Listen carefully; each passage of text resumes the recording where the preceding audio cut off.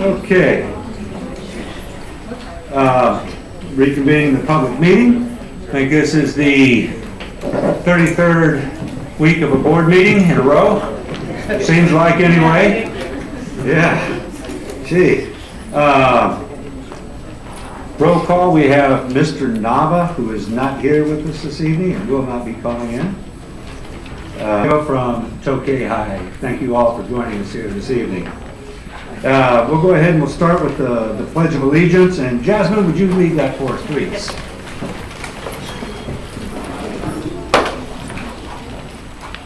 Ready? Salute.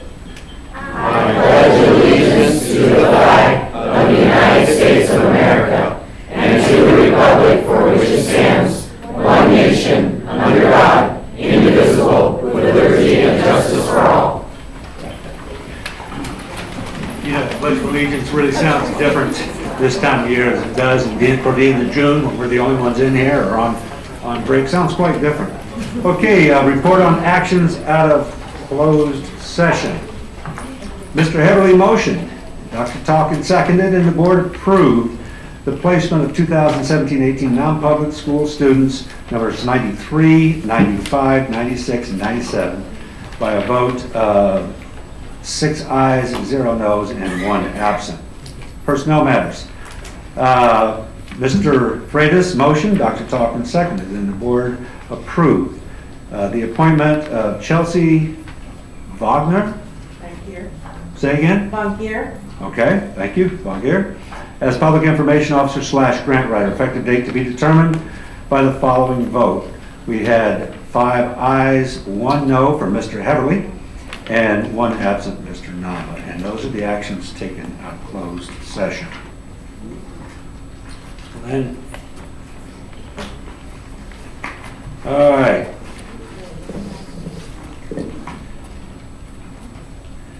Tonight we're going to begin with a moment of silence for one of Lodi's former administrators, a very important person in this district. Floyd Dutch Williams was a former administrator for Lodi Unified School District, who retired in 1989 after 12 years with the district. He retired from Tokay High after having served as principal for 4 years, and prior to that was principal at Lodi High School for a period of 8 years. Thus ending a career in education that spanned 37 years. Dutch passed away on Monday, May 7th, at the age of 92. Please join us in extending our condolences to the family, and please join the board in a moment of silence.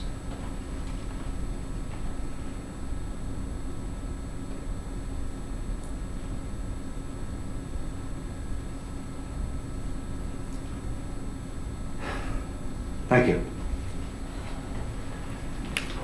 Spotlight.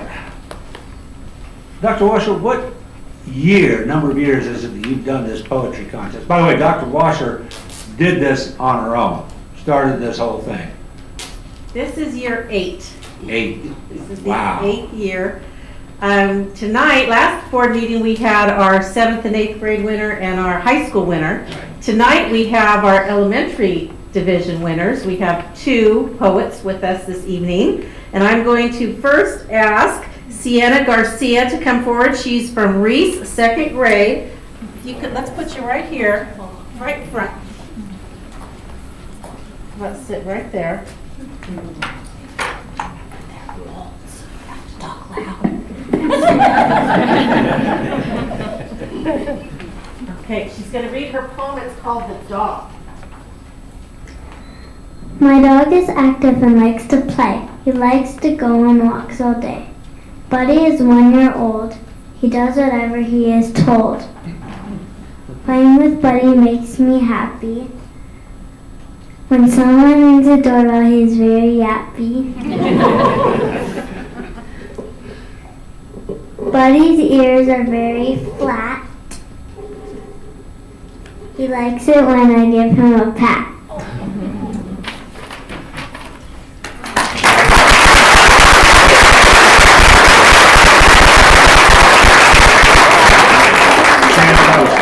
Sienna, that was fantastic. Great job. I loved your poem. Thank you very much for coming and reading. sounds like one lucky dog. Thank you, Sienna. And now from Reese, also 5th grade, Charlie Zuzich.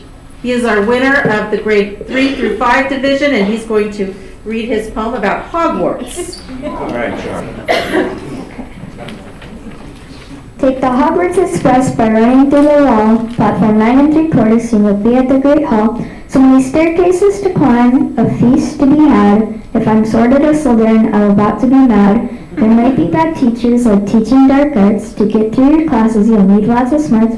I hope I play Quidditch as a seeker, of course. Even when those Slytherins hit me, they don't feel remorse. I'll learn lots of spells, I'll make potions galore. I love Hogwarts, and that is for sure.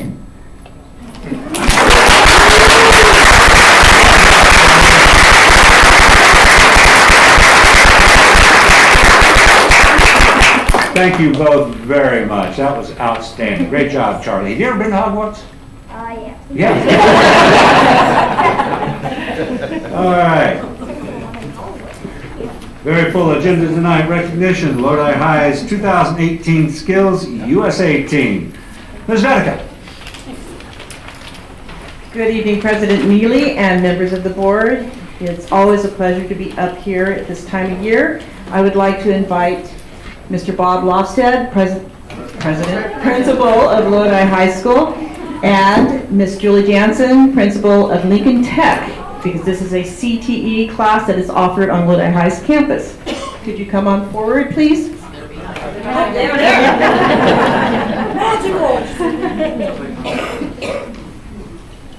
I have a really loud voice, so I'm afraid to talk too close to the microphone. Good evening, President Neely, board members, and Dr. Washer. I am proud to represent Career Technical Education tonight as we recognize our CTE Skills USA medal winners and advisor. Skills USA is a nationally organized career technical education student organization, which is a partnership of students, teachers, and industry working together to ensure America has a skilled workforce. The organization is designed to be run by students for their own career growth and benefit. The mission of Skills USA is to provide career technical education students with the opportunity to develop technical skills, leadership, character, and work ethic to connect students and prepare them for careers in business and industry while developing programs essential to California's economic stability, growth, and prosperity. Students work very hard on their technical skills in the classroom and take those skills to state competition where they compete in many different occupational areas such as plumbing, culinary, electrical, welding, and drafting, just to name a few. I would like to recognize the hard work and dedication of Mr. Guthrie, who works tirelessly to ensure his students are ready to compete and also travels with his competitors to state and national competitions. It is my pleasure to introduce our Skills USA advisor, Paul Guthrie, and his state competition winners.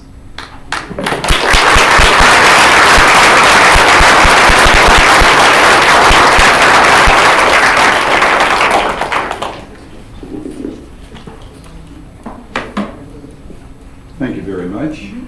And please, you get to stand right here. You're the man of the hour. No, by the way, let's do this.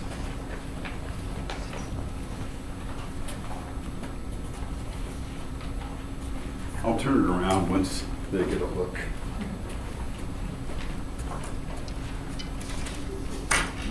This is what Luis did. In how many hours, Luis? 5 hours. Wow. No lunch break. Well, this is a national level contest. Winning first place in the state of California gives him the ability to be able to go up to nationals, which is where we're headed. And we've had help from our community, particularly Milas Modular, who has stepped up big time to help him with making this trip. Fantastic. But besides the 5 hours, he is the first 4-year architect student I've had and I don't know how long, because I just don't get him like I used to. But somehow or another, he snuck in as a freshman. And every year he got that much better, a little bit better. And this year he just took it by storm. We ran into some problems with computers when we were down south, and all of them weathered the storm. And I was as proud as a father with how these guys were able to manage to weather that particular storm. So the rest of the gang, they're all either involved with sports tonight, baseball, either they're at work. So unfortunately, most of them couldn't show this evening. But I still would like to announce their names. In technical drafting, which is also a national contest, Alex Stoltman, he took silver. He missed going to nationals by 10 points. In technical design, we had Alex Swartwood. That's the second tier below the technical drafting, and he took a bronze medal. And in intro drafting B, which is the 11th and 12th grade students, Donovan Evans, part of the baseball team, he took a silver at state. So we had 5 winners total. Not a bad run, and I can't say nothing but good things about the kids. They're so well behaved. When we needed them to go, they went. There was not hanging us up in any way, shape, or form. They stepped up, and they really stepped up during our setup time, because we were in such disarray because of computer problems we were having. But like I said, we were able to weather the storm, and thank God we did, because if not, we would have lost 5 spots. And he wouldn't be going to nationals. So I'm very, very happy with the way things turned out. Was it stressful? Yes. But that's the way it is. I've just come to that conclusion. It doesn't seem to get much easier with the years that have gone by. But I've been very proud of them, and I hope we can bring home some hardware this trip to nationals.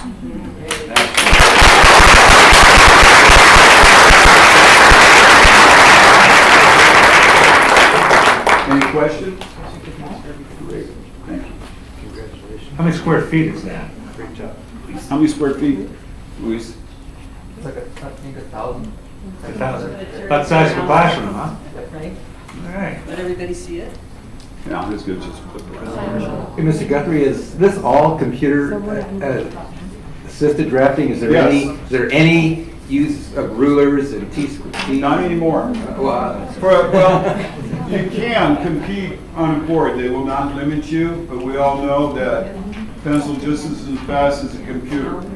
I mean, incredible what he did in that amount of time, the work. Because they throw a floor plan at him, but then they throw a bunch of changes at him too. And he's got to be able to adapt to that. So just like real life. Exactly. And it's a lot of pressure under him to make him do that. Looks really So, good. yeah, I mean, I was just, my jaw dropped where I saw it. I went, I didn't see something that looked so professional. Just knocked me out. That's great. Congratulations. Thank you very much.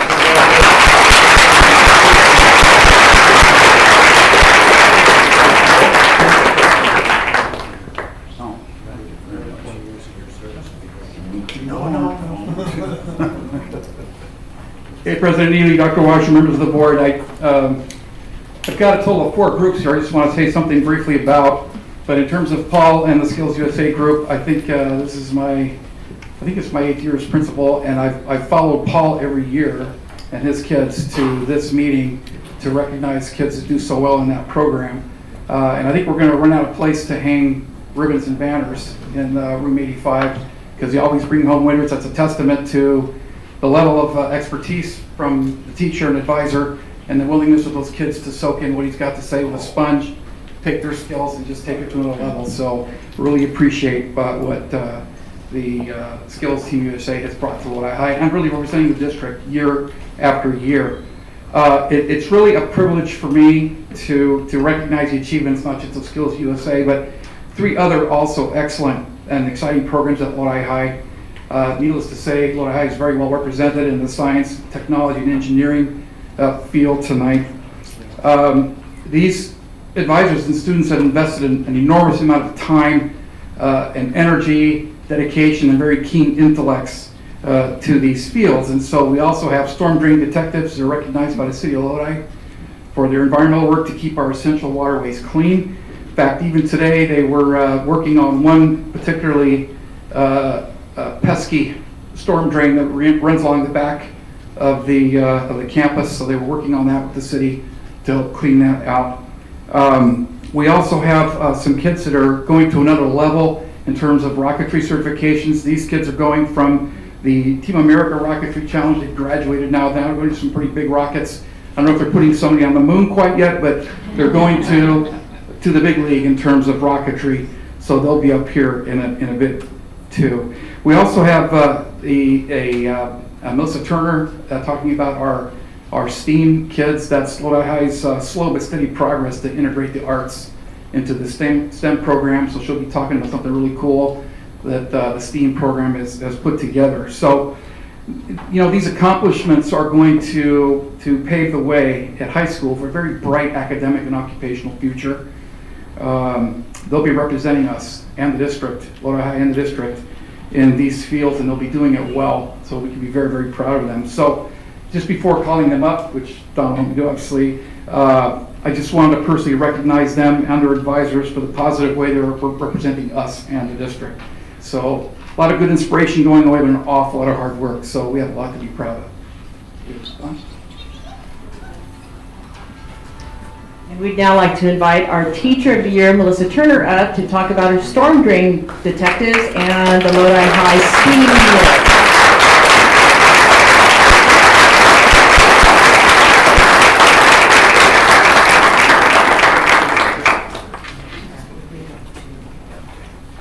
Good evening. I'd like to actually call the members of Storm Drain on up. Come on, you guys.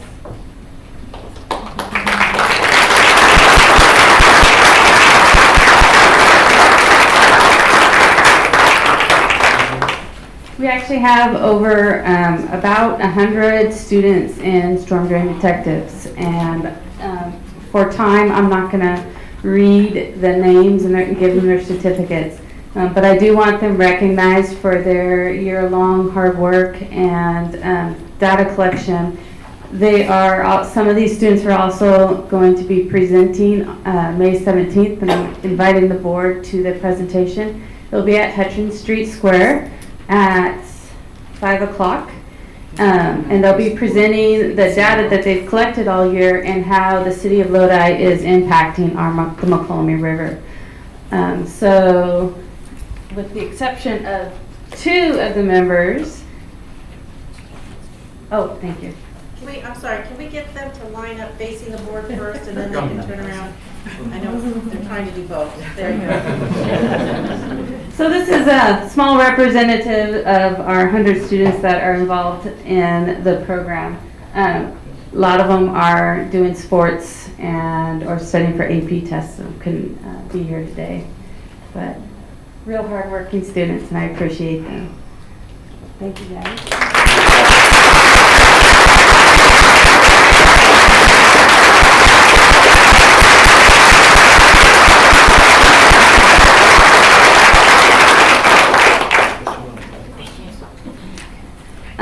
I have 2 students. You guys want to come here? Thank you guys very much. These 2 students came to my biology classroom when they were sophomores and have been with the Storm Drain Detectives for 3 years now.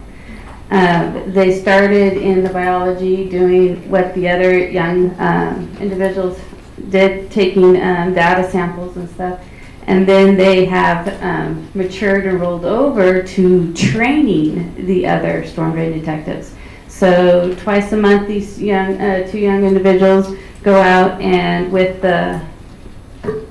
all of the schools, it's Reese, Tokay, and Heritage, and Lodi, to monitor the collection of the data. So the city,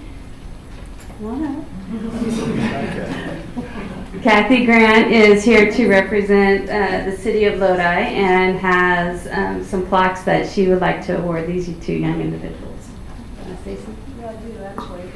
So it's really unusual to have students stay in the program past the first year. Second year, there's a few.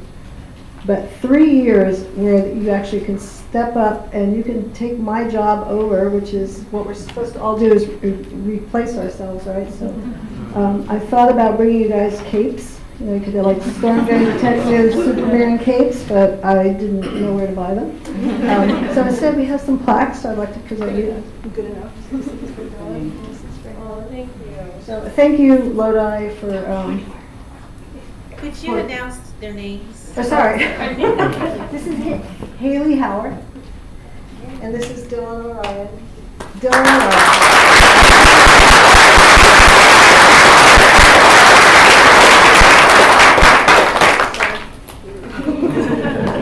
Ms. Grant, thank you for your support of storm drain over the years. These two individuals also have stepped up to the plate, and earlier this year, they came up to me and they said, "Ms. Turner, we want to enter this competition." And I'm like, okay, great. And so along the path, the competition was with stormwater, what was the title of it? Caring for our watersheds. They placed second in their competition and was awarded $900, and the school got a matching amount. So that was a real privilege to watch them develop. But not only have they won the competition, but along with the competition, when they were investigating their innovative storm water drain that we have implemented at our school, they discovered that the district was non-compliant in their storm water management plan. I thought so. And they were asked to join the team to put together the district's stormwater management plan. So I'm very proud of them.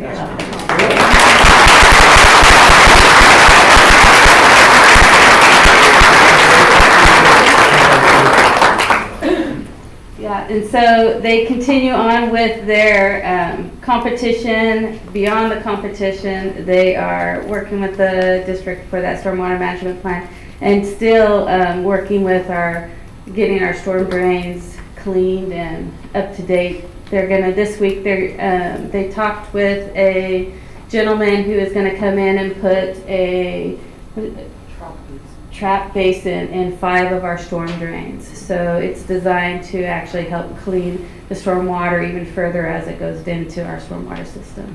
So, good job, you guys.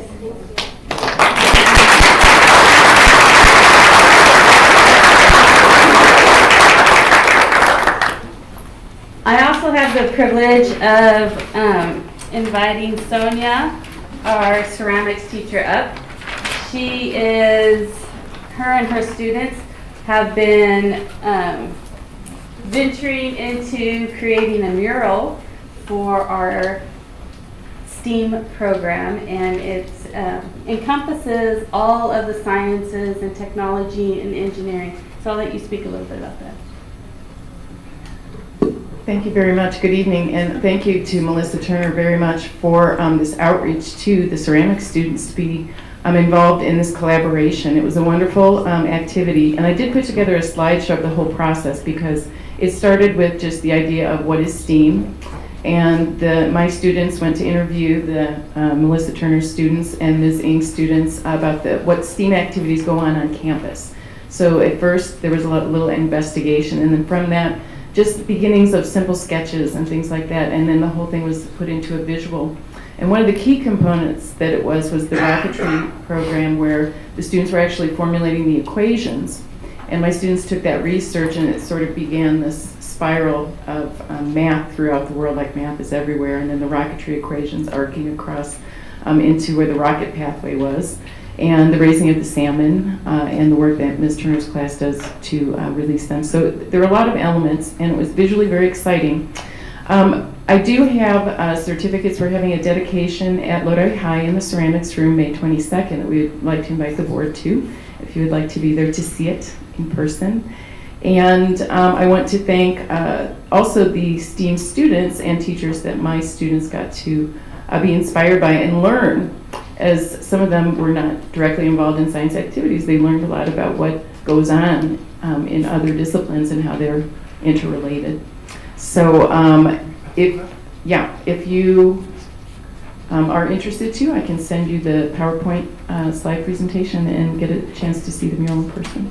So my students that I'd like to recognize who were involved in it are my advanced students and TAs, Trevor Schultz, Joanna Sierra, Alexis Dandridge, Azalea Clipful, Summer Howe, Julian Herrera, and Jacqueline Campos. They worked very, very hard, and when you see the PowerPoint, you'll see how much time and effort went into it, but I was quite proud of them. And also some assistance from our Clay Club on campus. They unfortunately got a really short notice and that they were going to be recognized today, and they didn't make it, but they would be happy to tell you about it at the dedication. So, thank you. Thank you.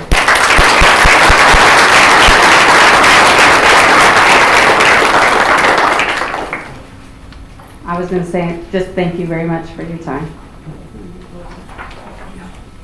I would like to invite, oh, Mr. Heverly would like to say something. I would like to invite Mr. Heverly up to the podium. I just wanted to let everybody know that Kathy Grant has been active in Storm Drain Detectives and has been a great mentor for these kids.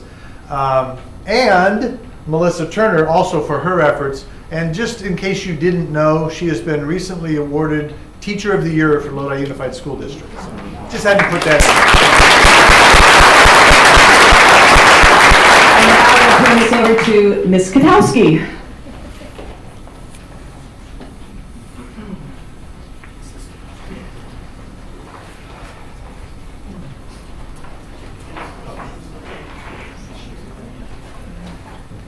Good evening, President Heberly, members of the board, and Dr. Washer. We're going to start our recognition. Did I call you Mr. Heberly? Yeah, we look a lot alike. I know you did. I'm sorry. I've been doing that all night, Mr. Daly. We're going to start our recognition with a snapshot of what our Rocket Day for 2018 looked like. This is our third time that we've gone out to the Orvis Cattle Ranch. We have to thank the club that sponsors our rocket. And I would like to thank Ted and Tony, who are in the audience right now, for their support and guidance with our students through this whole process. So we'll watch this short video and then we'll get on with recognitions.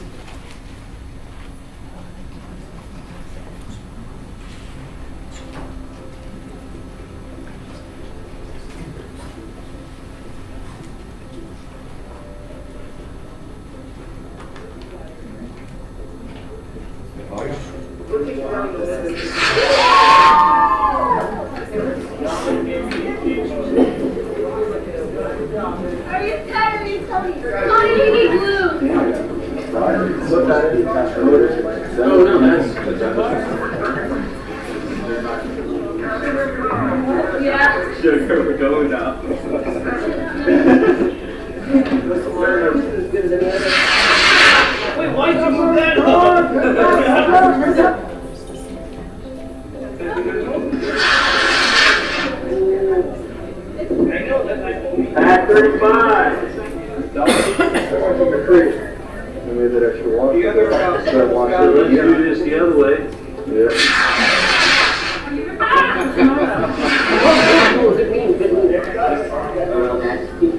Why? Why do you do this? Oh, yes, yes! Yeah. Yes! That was really far, yes, yes. Oh, yeah, one time.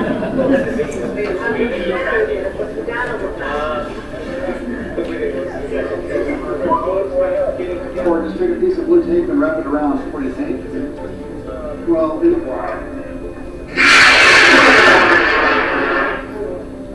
Motor is called J415. We saw a couple of J800s fly earlier. They have a faster motor. The J800 is a slower motor, so this is going to burn for more time. It'll have lower speed. probably a bit higher total altitude than a couple of the ones going up today. And I put some websites on. Okay. Are you going to standard? Yes.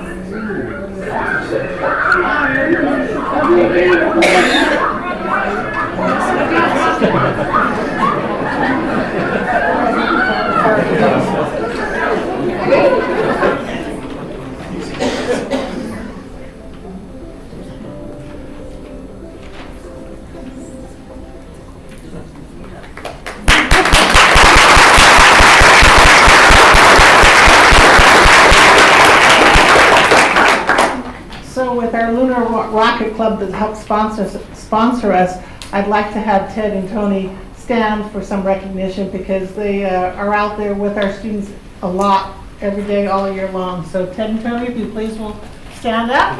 They're from Magnitude Iowa.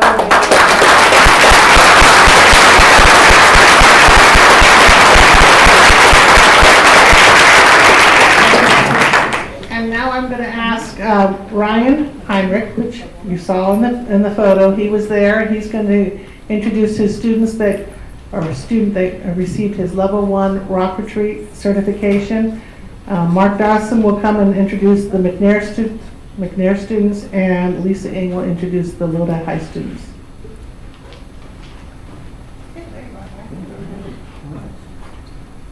Thank you, everybody, for the opportunity, first of all, to do this rocketry funding the program.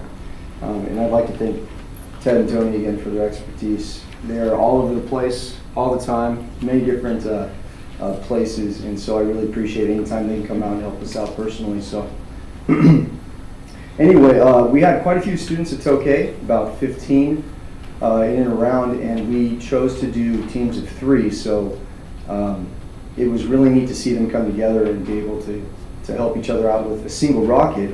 But I had one student who decided to take on the challenge of doing a rocket by himself, and that is Adam Rashid, and he put in a lot of time on his own to get this thing built. And sorry you didn't get in the video there, buddy, but your rocket is awesome. Come on down. Here's your certificate. Thank you very much.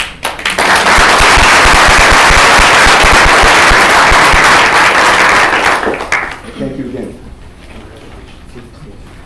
Stay up. Thank you.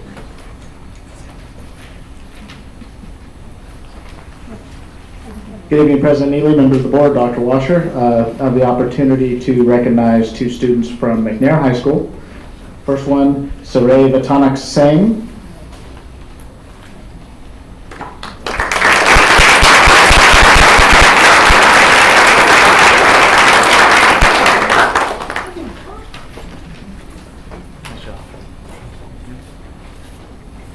And the second student I'd like to recognize is Nee Fan.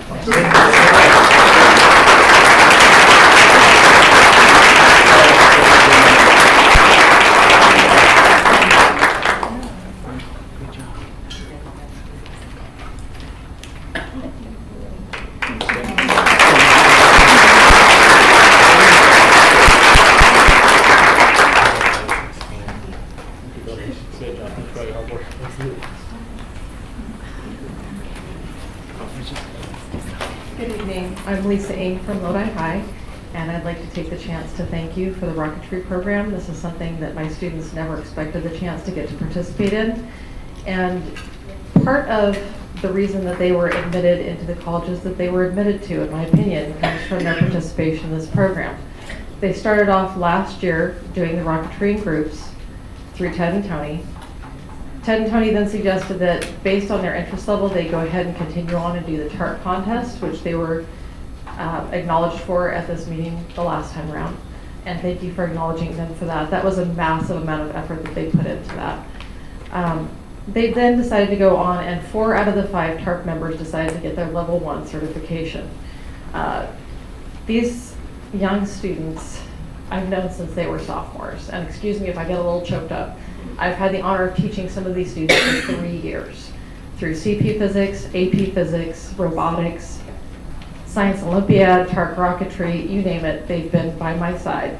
They brought 3D printing to Lodi High. These are the students that are responsible for bringing that to our school. So if I can please acknowledge these students. Friendly Espino, please come forward.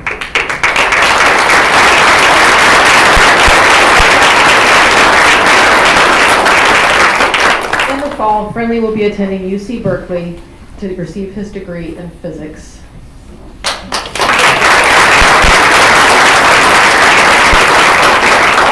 Elliot Locke, please come forward.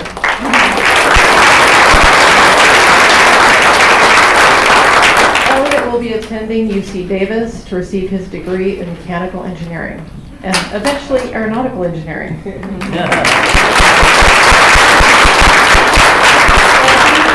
Darby McCauley, she will be attending UC Berkeley this fall, also pursuing her degree in physics.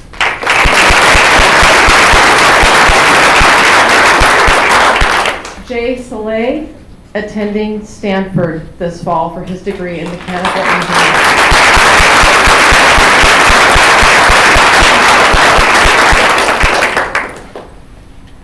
I can't thank you enough for the opportunity that you gave these students and myself. They've become like a second family to me.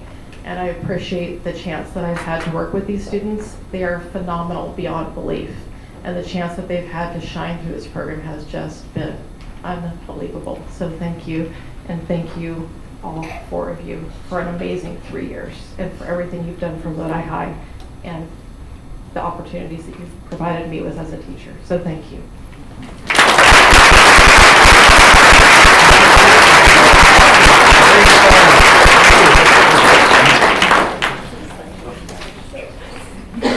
And then with all this fun and recognition, we have 2 more recognitions. Not only do our students get a level 1 certification, any of the teachers that participate can also get their level 1 certification. So we have 2 teachers this year that, one that tried last year and didn't quite make it, but she made it this year. And I'd like to introduce our instructional science coach, Shirley Cunningham.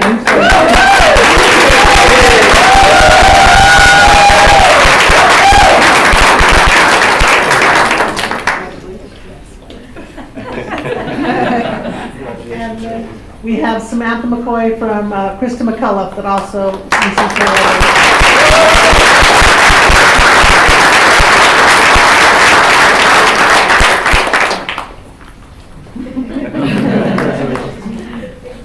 that's it for us tonight. Thank you very much, Lisa. That is so good. This is a great time of the year, and we get to recognize the students and our teachers for the performance during this school year. That's what we're all about. That's why we're here, and it's great to see all that. Thank all of you who participated. Thank all of you who made it happen, all the teachers and all that put so much into it. Thank you very much for that. We have one more recognition, and then I'm going to call a recess. And then those of you who don't want to spend any more time with us can go ahead and leave at that time, and we'll conduct our business. And that does not include you, Mr. Deborah. Come on up and join me at the podium, please. Deborah Ludwig, our CSEA president. Yes. Always a pleasure to work with. I'm going to read this and then I'm going to say something about it. Proclamation designating May 20th through 26th, 2018 as Classified School Employee Week. The third full week of May has been designated Classified School Employee Week by the California State Legislature by passage of SB 1552 Campbell in 1986 in recognition of the invaluable services classified school employees provide to California public schools. Whereas classified school employees are education support professionals who constantly strive for excellence in areas relative to the education community. And whereas classified employees support and enhance the educational process by assisting students and teachers, transporting students, preparing nutritional meals, maintaining buildings and grounds, and performing technical, business, and clerical and secretarial functions. Just about everything. And whereas LUSD classified employees provide our organization with specialized skills and contribute to the educational excellence in our schools and programs day in and day out in order to support and prepare our students for the 21st century. And whereas classified employees provide vital services that enable the Lodi Unified School District to respond effectively to the needs of students and their families, teachers, administrators, and support staff, and the needs of the greater community. Now therefore, the Lodi Unified School District Board of Education hereby recognizes and wishes to honor the contribution of the classified professionals to the quality education in the state of California and in Lodi Unified School District, and proclaims the week of May 20th through the 26th, 2018 as Classified School Employees Week in the Lodi Unified School District. Proclaimed this 15th day of May, signed George Denny, President of the Board. Deborah, thank you guys so much. I mean, I want you to tell all of us.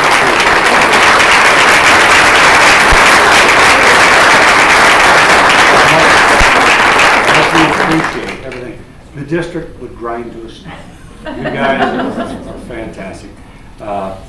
And one of the things that it mentioned in there that I really believe in is the innovation that we see from our CSEA employees.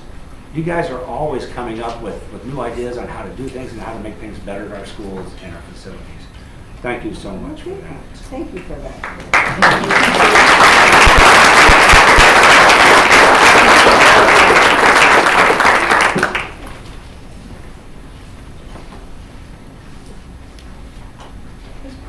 And with that, I'm going to call a brief recess. So those of you who would like to go out and enjoy this beautiful evening may do so. Okay. So we're going to take 5 minutes. Years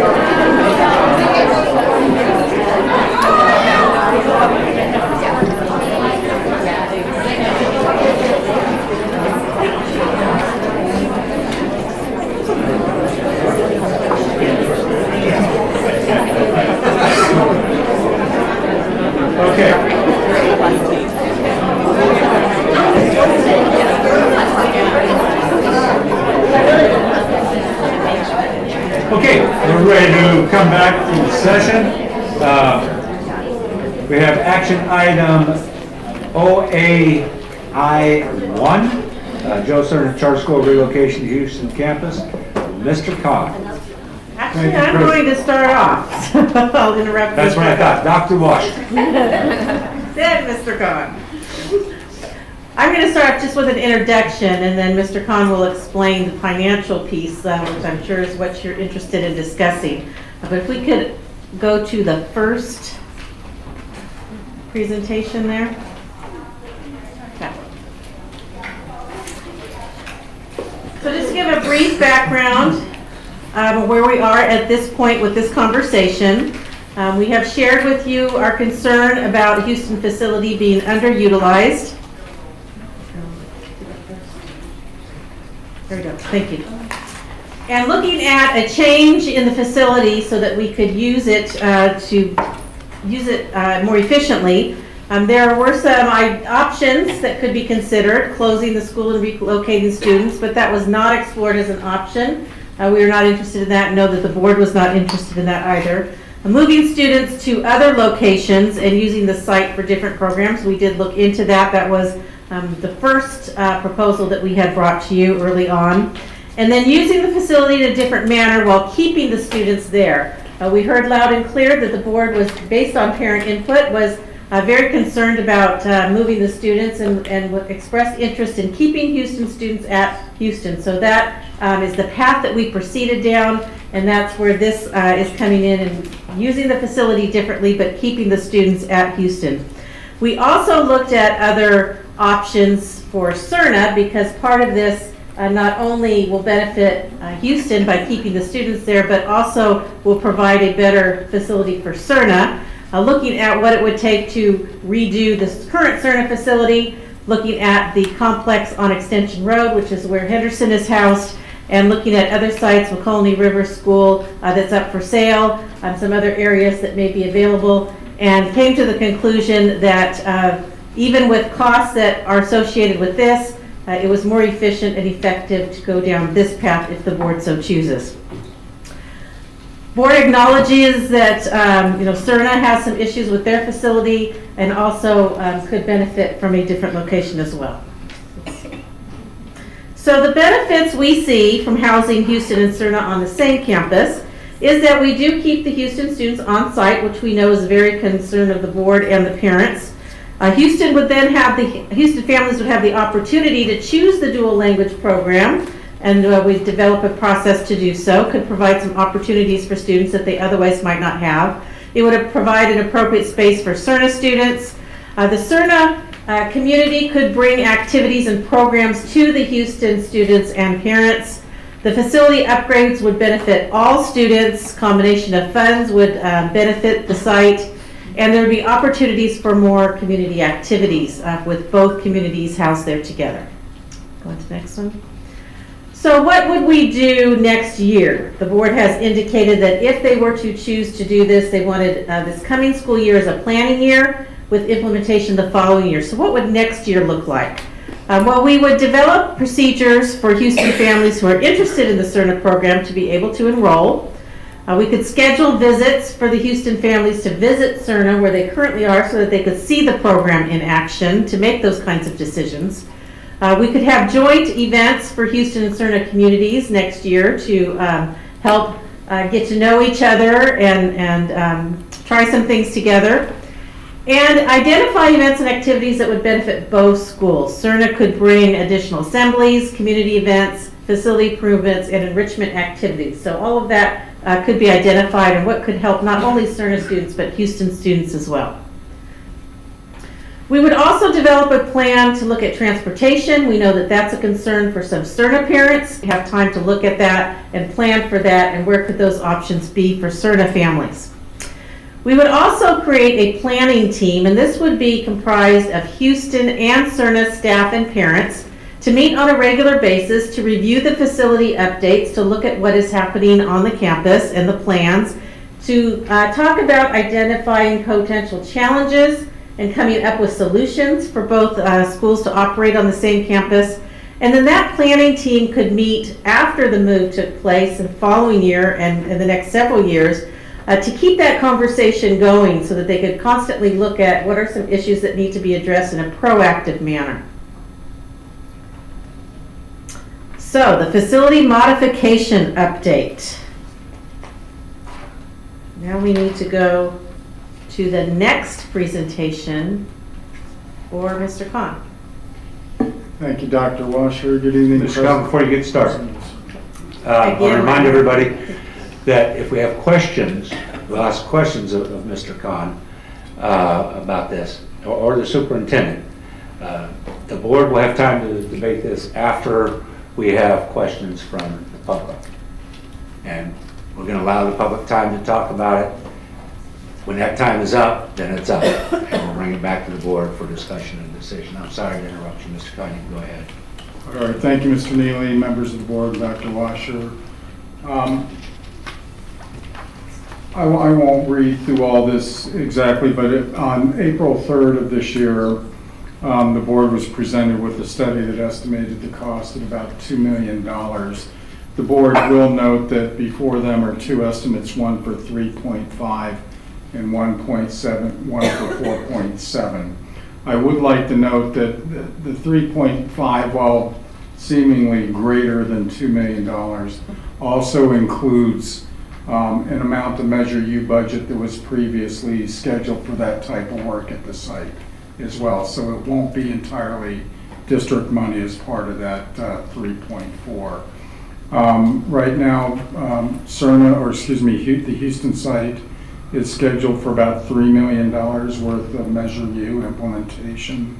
In this 3.5, we are referencing about $1.2 million to $1.5 million worth of Measure U work that would have occurred in the same category at the site, regardless of a move or not.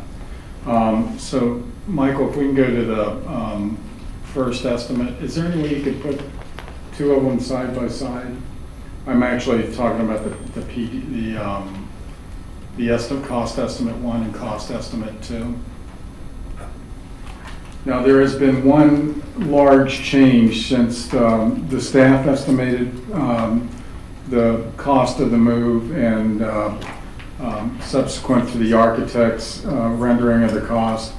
It was advised by the architect that fire marshal will in all likelihood require a large water tank similar to that which we were expected to place at Live Oak at the Houston site should this transfer of the Cerner program occur. So I'd like to go to page 5 on both PDFs.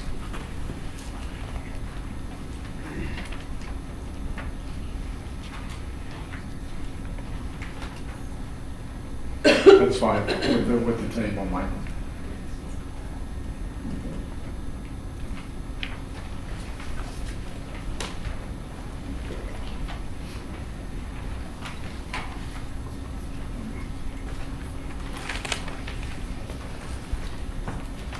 So the primary difference between these two quotes, the 3.5 and the 4.7, is the purchase of new portable buildings versus the relocation of existing district assets. We know of 6 good portables at Cerna itself that will be moved. We can locate more. We believe if we had to, we could put another 6 at the Houston site, but we're not exactly sure what modifications they might need in terms of upgrading or renewing or refreshing those portables. But that'll be determined at the point at which we begin planning the move. But the main difference between these two costs, both of them include the fire system or the water tank, but the quote on the left includes the purchase of new buildings, quote on the right, no purchase, just relocating existing portables.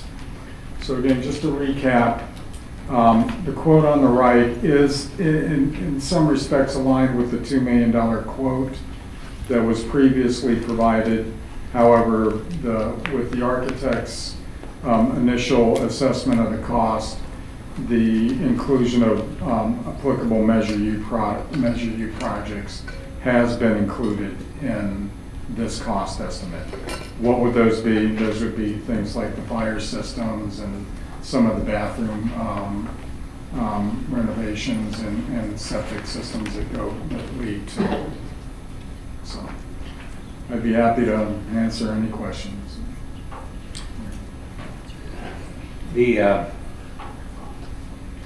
What we're being asked for tonight is, it's an action item. The action is approving the move. Just the move, not the budget. This is nothing, this is good information, but this is not what we're approving tonight. And it is correct? only an estimate, too. It's only an estimate, okay. Remember, right, at this moment, we're just asking questions about no opinions yet. Yes, sir. Question, Yes, when sir. you move a portable, does our staff move it, or is that a cost we have to bear? That is a cost we have to bear. There are professional moving companies. Okay. I have a question. Sir. The portables at Cerna, what are the age? I'm sorry, I don't have that information, Yeah, but they are. I have that okay. portable sheet, I don't have Cerna on here. They are relatively new. They're some of our newest inventory, though. They are very good portables. Any other questions about the presentation? And if I understand correctly, what you're saying, whichever of these two options we pick, the 4.7 or the 3.4, 3 million of it is already covered in Measure U, so. No, not 3 million. 3 million, CERNA has allocated, the board has directed us to allocate $3 million to Houston's Measure U implementation. A good portion of that $3 million includes things like fire alarms, HVAC systems. That still needs to be expended on those items. But a good bulk of the CERNA, or excuse me, the Houston Measure U implementation allocation speaks to electricity and bathrooms and that type of thing, all of which are part and parcel of this move. There's also about $300,000 worth of escalation in the Houston budget too. So it would be, it's not possible right now for us to say how much of the 4.7 or the 3.4 of the two options would be covered by Measure U. About 1.2. About 1.2 either way. Yes, sir. And then we would be on the hook for one-time funds. The remainder would be district money, yes, sir. Where does that money come from? One-time money, so. That we already have, or do we expect? We don't have that kind of cash on hand, but as the board may have read recently, the May revise came out with a slight increase to the one-time allocation to school districts. That at the January governor's budget, that calculation was about 800 million. Excuse me, it was about 8 million. The governor has advised increasing the statewide one-time monies by 200 million to approximately $2 billion. So we at this point in time, the calculation would be slightly over 8 million for this school district. However, a lot can happen between now and June when the legislature passes, and then of course by July when the governor signs. But at least that's what's calculated in Sacramento at this point. I believe we'll be able to afford either.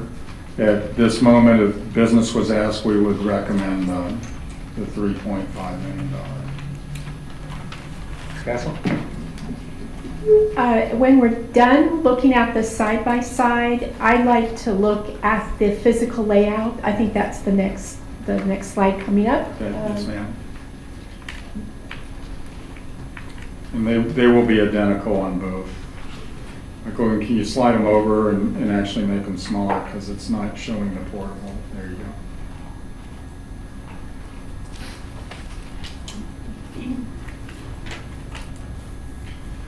So again, this is just an artist's rendering. This isn't an actual design right now. During a site walk with both the principals and the assistant superintendent of elementary, the board may recall in the original estimate, we had backed all the portables up against the south border of the property. The Ed Services group actually believes this might be a better array, but this again is just an artist rendering and not a design as yet. And just so I'm oriented, the right-hand margin would be a Campo Road.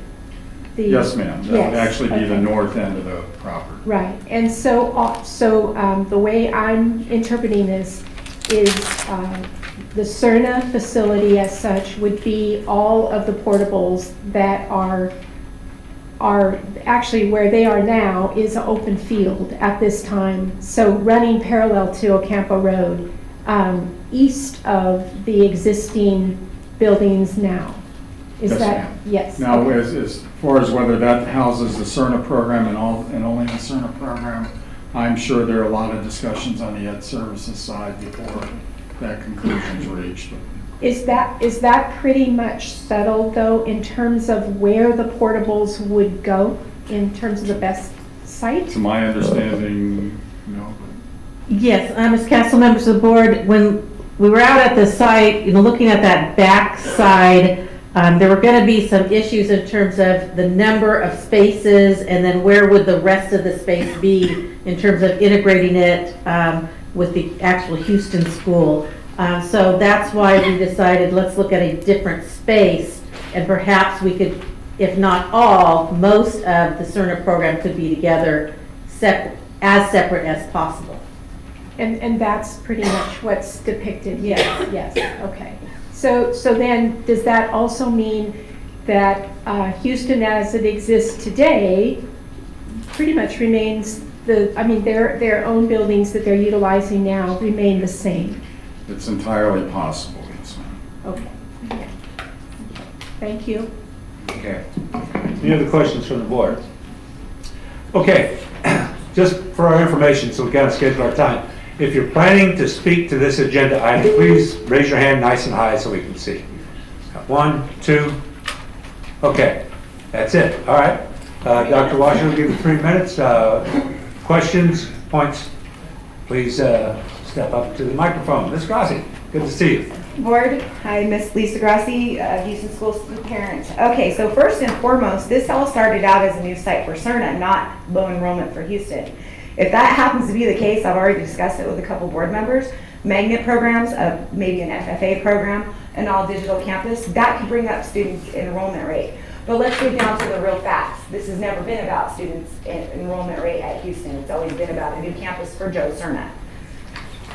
Also, we looked into McCallum River. No, I personally looked in McCallum River with its 22 classroom sites and brand new portables that were put in 2018 and brand new septic tank. The owner of the property is more than willing to clean the property up and rent it to Lodi Unified at $9,000 a month. If you do the math, that's $109,000 a year with a lease to own, to where Lodi Unified could own McCallum River. There's your new site, saving millions of dollars that is not promised in the first place. We're basing this on money that we hope we get. Come on, let's count our chickens before they hatch.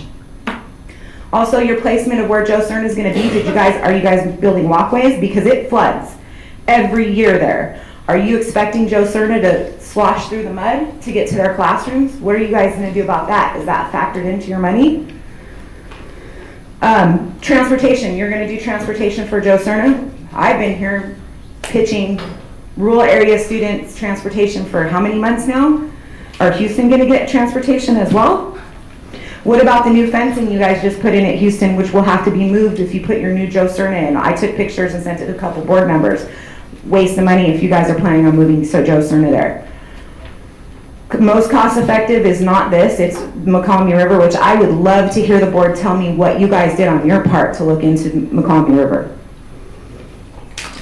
We've discussed magnet programs, loans that will help Houston's low enrollment, which is really, we all know it's not the issue. McCallum River also has 22 portables, 22 classrooms, and brand new portables. Let's see.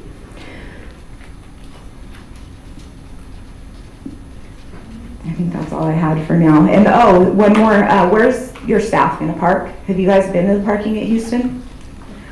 There's no place for parking. You guys are gonna have to allocate a new parking lot somewhere in there for staff to park as well. I'm very, very fired up about this right now, so there's probably a million things you guys will hear about at the next board meeting, because I promised I will be here at every board meeting until you guys start doing what should be done. Thank you. Thank you, Ms. Rossi.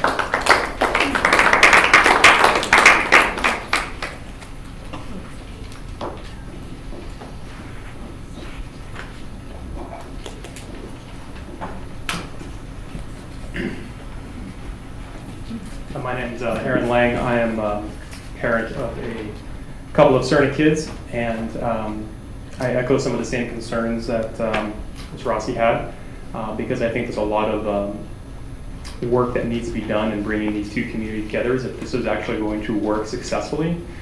So I applaud whoever put together the presentation on the amount of outreach that's going to be necessary to bring both these schools on board, because if this is going to happen, and I understand that we have very limited options, and not a single one of them is perfect. So I understand that.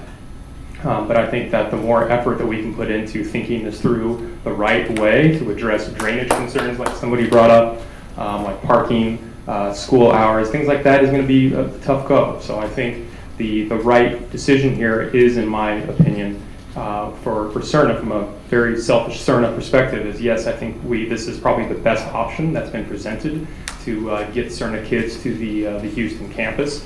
We're going to have a long road ahead of us on how well that's going to work.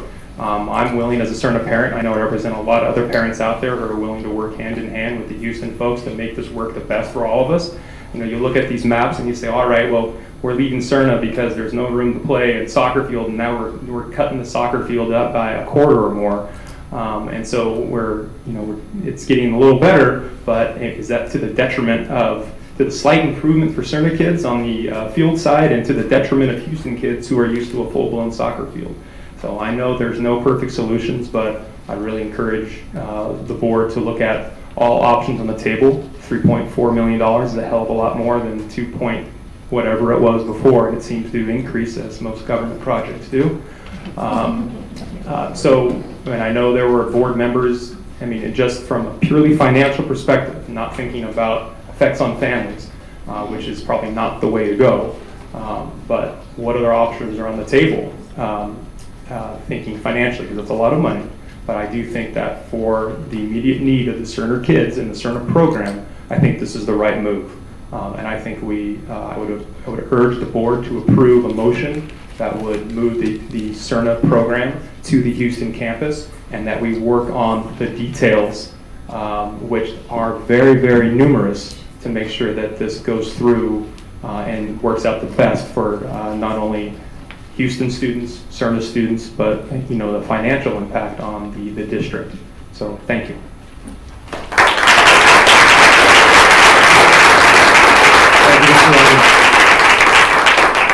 Anybody else care to comment?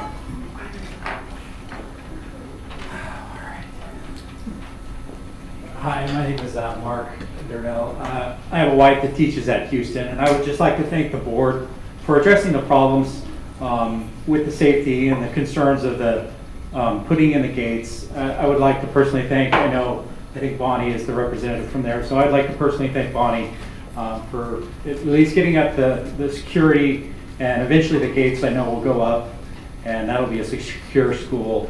I guess the concern that Houston parents kind of, some of them have, from gathering my head, I have a PhD, a plain high school diploma, but I would just like to make sure that $2.7 million that I think was in the plan that you guys did in 2016, that those concerns of that money gets addressed. I think you said it's like 1.5 or something like that, but that gets also addressed, because it sits as your plan. And as the gentleman said, I know construction costs, they tend to go up just like healthcare. So, but I really want to thank you for at least addressing those concerns as far as safety. I know Allison is probably in the back.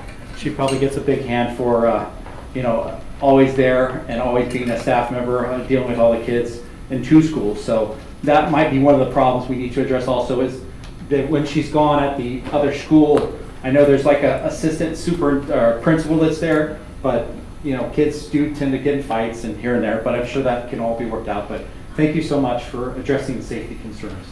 Thank you. Thank you, sir. Okay, we'll go ahead and bring it on back to the board for comments. Anybody like to go first? Anybody like to go last? Oh, go ahead. I'll ask a question. Mr. Khan, again, dealing with the portables. If we are not purchasing new and we are moving, from the looks of things, at least 12 portables, I could not find in there where that cost was added to the 3.49.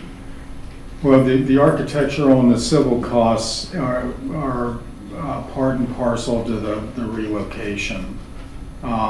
So that's where the cost is. So we're not paying the... We're not buying new ones. All we're doing is paying somebody to lift them up and carry them. Move them. So So then that's we're also, where the money was. right, we're also paying to prepare the site as well. Okay. Second question, I probably have it of the superintendent, if you don't mind.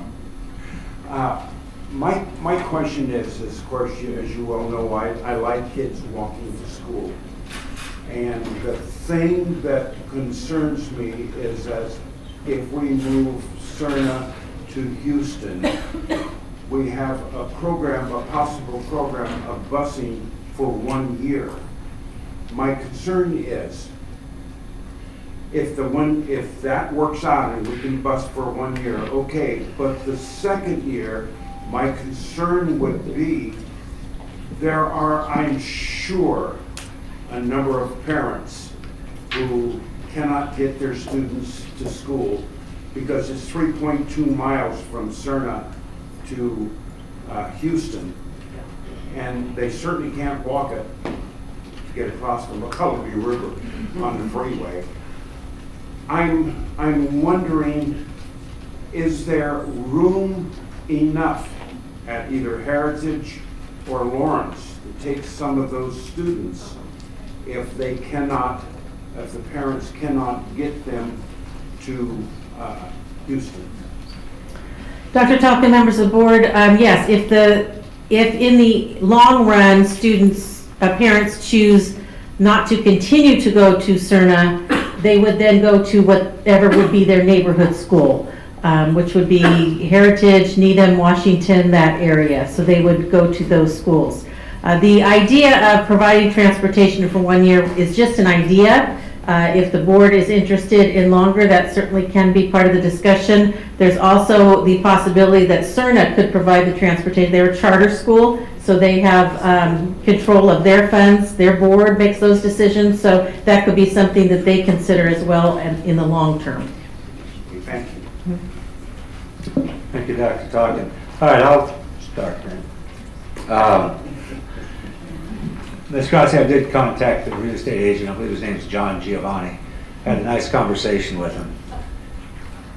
I got to tell you, he paints a little bit different picture when I talk to him. Those portables that are out there have been vandalized by homeless, and the wiring's been stolen out of them, and this is what he tells me. And so there's a lot of problem there. There's also some problems next door to that. I've looked into that location before. Dr. Washer, I think you've been out there before. There is a contamination problem. Mr. Headley, you were telling me about this too, weren't you? There's a contamination problem next door to that thing, and we can't move kids out there because if somebody said it was okay and we did it, we would be to blame, and I can't have that. So I just want to let you know that you've worked hard on this, and I appreciate that. That one's not an option. Dr. Washer, we gave you direction to come up with a good plan to integrate this, and I think you did. I want to congratulate you on that. If we decide to go with this, I think the extra year to work things out will be great. I also have a concern about the transportation, because to them that is their neighborhood school. For some people, that's their neighborhood school. So that's a concern that we may have to look into. I've also got a concern about using portables again. And I know we have time to look at it, so I'm not going to spend a lot of time on that tonight. But I think there may be a better way of doing that, perhaps building some, doing the modular design. Maybe get Milas involved with us on this to help out a little bit. Maybe there's something we can do there. I know it'll cost us a little bit more, but still you end up with a product that'll last for a while. It'd be more expensive. I think a good estimate be at least $400,000 per classroom, but yeah, that's for, in essence, a permanent structure on the site. Yeah, as opposed to, we're talking how many 100,000 for portable or move a portable? Oh, it's 3.7 or 3.5 to move a total of 12. Now, there's more cost in that than just relocating the portables, but. Well, maybe there's something that we can do to that, though, to really make it something. So it's a thought. I think we need to investigate that. If the board would like, we could also get those priced out as well. I like it. Just to let everybody know, I am going to support this. We have a lot of things that need to be talked about, issues that need to be discussed. But I think it's the right thing to do because it solves two problems for us. So I may chime back in here later, but just want to, if anybody else want to follow up. I just a quick question. Okay. I've heard about flooding and drainage issue a lot out there. Have we addressed that? Well, the board may recall at the April 3rd meeting, we had placed all the portables on the south end of the property. When we walked with Ms. Garrity, she mentioned that the flooding was specifically there, right in the neighborhood of approximately where the hardscape meets the grass. And that's when the discussion of moving the portables forward arose. Everything will have to be built up. It is in floodplain, like everything along the Campo Road. So that will be part of the design as well. So basically, you are aware of the problem and have solutions for it? Yes, sir. Okay, thank you. And that would have to be done whether it was a portable or a permanent. I believe it's 6 inches at least of a base pad that is code for that area. Ms. Castle? Well, the action part of this tonight is just what it is, in essence, is whether or not we relocate CERNA to Houston. And so I absolutely support that. And as we've heard several times tonight, once, if the board, the majority of us decide to go that route, there's still lots of unanswered questions. One thing that I know for sure, and that is that both communities, I know your ardent wish is that for CERNA, that every child that is at CERNA today stays with that community in the relocation, if that's the wish of the parents, of course. And for Houston, it's basically the same way. You have a wonderful community and a wonderful school there, well established, very well established. Houston is an old, honorable school. Multi-generations of families have gone there, and you wish to keep the integrity of what you like best, just as CERNA does as well. So my question would be that if we are to approve this tonight, the whole idea of just the relocation part, I love the planning team idea. Would that be something that we could get together right away from both communities? Because that's going to be integral to the route that we take on a lot of this, is to have the voices from both communities. Yeah, so that's totally possible. I would really encourage that, absolutely. And I'm the eternal optimist on this. I have been all along. I believe it will work. There are unanswered questions, that's for sure. But we also have a whole year, a little bit more than a year, to work these things out. The board, I'm sure, would want updates, frequent updates as we move along. And I'm just very positive about the idea of this and how it should work very, very well. But we certainly do have our work cut out for us. Thank you. Thank you, Ms. Castle. Okay. Dr. Cobb. Just a point. I don't think there's anything staff can do about this. But my concern is, having gone out there numerous times myself, and concerns have been of students walking to Houston and their safety. There's 200 students or just a little less getting to Houston now, and we're going to put 330 or whatever it is at Joe Cerna there, all coming for the most part in cars. And my concern is, knowing a Campo Road and the frontage roads and the turnoffs at a Campo Road, I can see a real problem in people being able to get to that school. I don't have any answer for it. I'm just saying that's a consideration that you probably need to look at. I don't think there's anything you can do about it, but I think it's something that will hit us in the face a year from now. Dr. Talkin, members of the board, there is something we can do about that. That's a good point. And that has to do with scheduling. And we could certainly look at start time and ending time and be able to manage it that way as best as possible. Thank you. Thank you, Dr. Talkin. Mr. Heberly. I too am in favor of moving Cerna to the Houston campus. I do have a lot of questions about the actual, I guess, artist rendering, because it's not really a plan at this point. So I concur with Mr. Neely when I worry about moving portables and having a certain time frame where those things get kind of decrepit. So I too echo what Mr. Neely says about, looking into the possibility of modulars on the site. I think that might be a more efficient use of our money in the long term.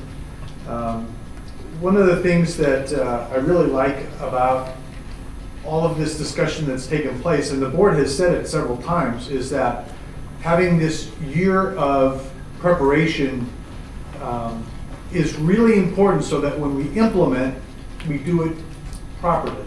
And like Ms. Castle said, one of the key components to that is the joint committee that, they're going to help us with problem resolution.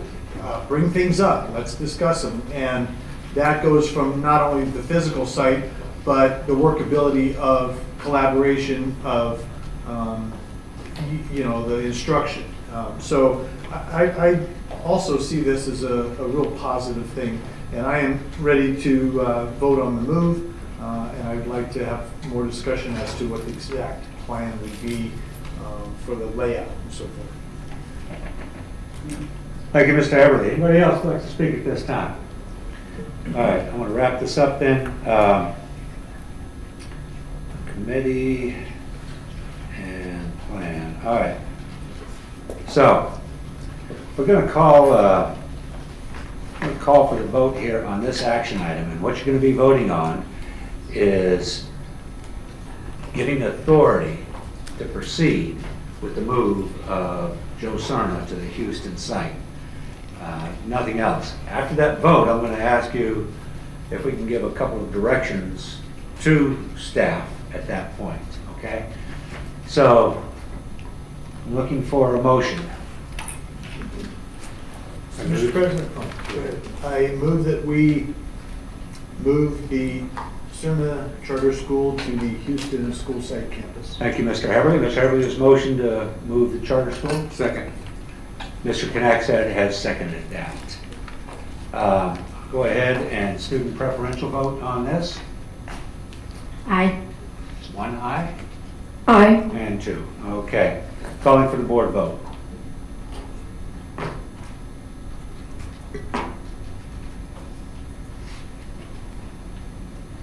and the vote is 6-0 with 1 absent. All right, at this point, so the move will take place in the 2019-20 school year. I would going to ask the board 2 other things here. First of all, is to give, we need consent to give Dr. Washer the direction to get the committees started immediately, as Mr. Castle has suggested. And I support that. I know Ms. Castle does. I support it. I see enough shaking heads, so Dr. Washer, you have that direction. The second thing is, we need to start an investigation right now of how this plan is going to look. So we've got a couple of ideas here. I've expressed an interest in at least looking at the idea of not having portables. Mr. Heberly has said that same thing. Can I get 2 other board members to? I think it's worth looking at. Yeah, I think it's worth looking at, I'm not Okay. sure. Right. May I suggest that we are going to have to move some portables there, or Okay. there won't be enough room for the students' transfer. All right. So we could look at a mix of maybe the good 6 portables, and then maybe cost out what an additional modular might be, but at least for the 19-20 school year, portables must be part of the equation. Some portables. Yes, yes, sir. I want to report on the age of those, how long they, how old they are, because this is a big deal. We're trying to get rid of these things. We understand. Okay. So we've got 4 people for that? Yeah, that's fine. Okay. All right. Thank you very much. Yes, ma'am. If I could so recommend, I would like for us to, if I have support here, to assure the Cerna community, when, not this coming year, which is the planning year, but the following year, which would be the first year once the move has happened, to assure that immediate community that indeed Lodi Unified will have the buses available, so that's taken off the table as a worry. That's very, very important to that school, is that community surrounding the school remain an integral part of the Cerna community.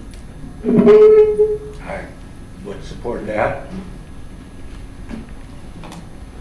I support looking into that, whether it's district funded, whether it's 1 year, or joining funds with the Cerna and district money.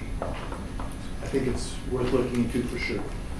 I think there needs to be transportation available, but Cerna can probably, use their board also. It should not just be Lodi Unified, I think. But I think for sure, for that first year, whatever it costs, we need to get those kids there. First year. Okay. Dr. Washer, do you have any questions on that? No, you're good. Okay.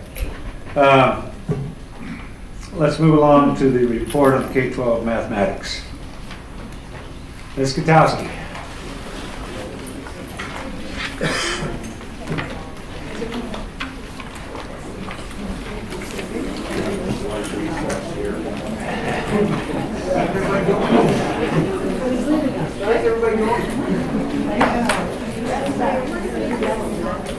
And you brought some help with you. All right. Yeah, it's interesting, Lisa. You're in charge of so much. We never know who you're going to bring with you. Very talented individual. Right. Mr. Tillett, you notice everybody's wearing ties? I was taking class. Yeah. Nice tie, Randy.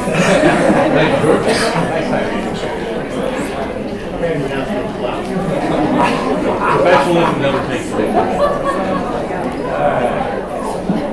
Okay, if we can bring it on back. Ms. Katowski, you have the floor. You may have to speak loudly here for a few minutes. Thank you, Mr. President Neely, members of the board, and Dr. Washer. We're here today with Mr. Melandro, our coordinator of assessment, research, and evaluation, our 2 of our 4 math instructional coach, Abigail Bates and Jeff Tillett, and we're going to share briefly about our K-12 mathematics as what we have done this year and our data pieces. So I'm going to first ask Mr. Melandro to share the student data that we have had. Thank you, Ms. Katowski. President Nilly, members of the board, and Dr. Washer, somewhere out there.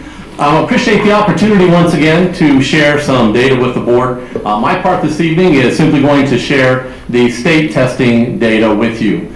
So you see on the screen several different colored charts there. I just want to go over very briefly what that represents. Across the top, those are students who met or exceeded standards on the Smarter Balanced Assessment for the years 14-15, 15-16, and 16-17. Now you notice what we have up there is not just Lodi, but many surrounding districts. Because to look at the data initially, when you look at the percent of our students who met or exceeded standards, and this year it was a little over 32%. That doesn't look like it's tremendously wonderful. However, I do want to point out, when you compare to our surrounding districts, including the district just a little bit south, and we take a look at Lincoln, which is generally, the demographics are a little bit different than the area that we have here in Lodi Unified. We're basically in a dead heat with them in terms of percent proficient on the Smarter Balanced Assessment. You take a look at Tracy, Manteca, Stockton, we're all above them in terms of our students' percent proficient this past year. Along with that, as I mentioned to the board previously, this past year, last year's Smarter Balanced Assessment, a number of school districts across the state, their numbers dropped or were stagnant. And there was discussion about, is that an issue with the test? But in Lodi Unified, we saw an increase. In fact, with all of the schools that are listed up there, Lodi Unified is the only school who improved at least 1% in met or exceeded over the last 3 years. And we've had steady increase across those 3 years from 28% to 30 to 32. When we look at other school districts, they did not see that level of growth. When we compare with the state, over that same period of time, the state had a little bit over 4%, we had a little bit over 4%. So if you look at that bottom chart, when you look at 2-year growth and you look at Lodi, you see how much higher our growth is over the last 2 years as compared to the surrounding districts. So just wanted to take a moment to share that, because to look at the number isolated and by itself, and you see 32% proficient, it doesn't inspire fireworks and excitement. But when you compare to the state, we're a little bit lower than the state, and compare to the surrounding districts, then you see Lodi Unified is making very good, steady growth and steady gains on the Smarter Balanced Assessment. Mr. Melandro, what do you attribute to that growth? I just share the data, Mr. Connect said. I would assume... Excellent teaching. I was going to say, the answer is mostly teachers, but okay. Well, it's two things. One, we adopted a new math program, and that math program is very much associated with instructing using Common Core and addressing the analysis of the math practices, and not just very task-oriented and stating facts, which is what the old assessment measured. So I think we begin to see that the more that teachers get involved in that and using that curriculum, and the more we begin doing that from the lower grades upward, then I think that very much is what's attributed to that. Again, as well as we obviously know we have lots of dedicated teachers who not only are excellent in the classroom, but have attended a number of professional development sessions to try and increase their knowledge of the Common Core and their ability to interact with students and create a different type of math learning environment than we had several years ago.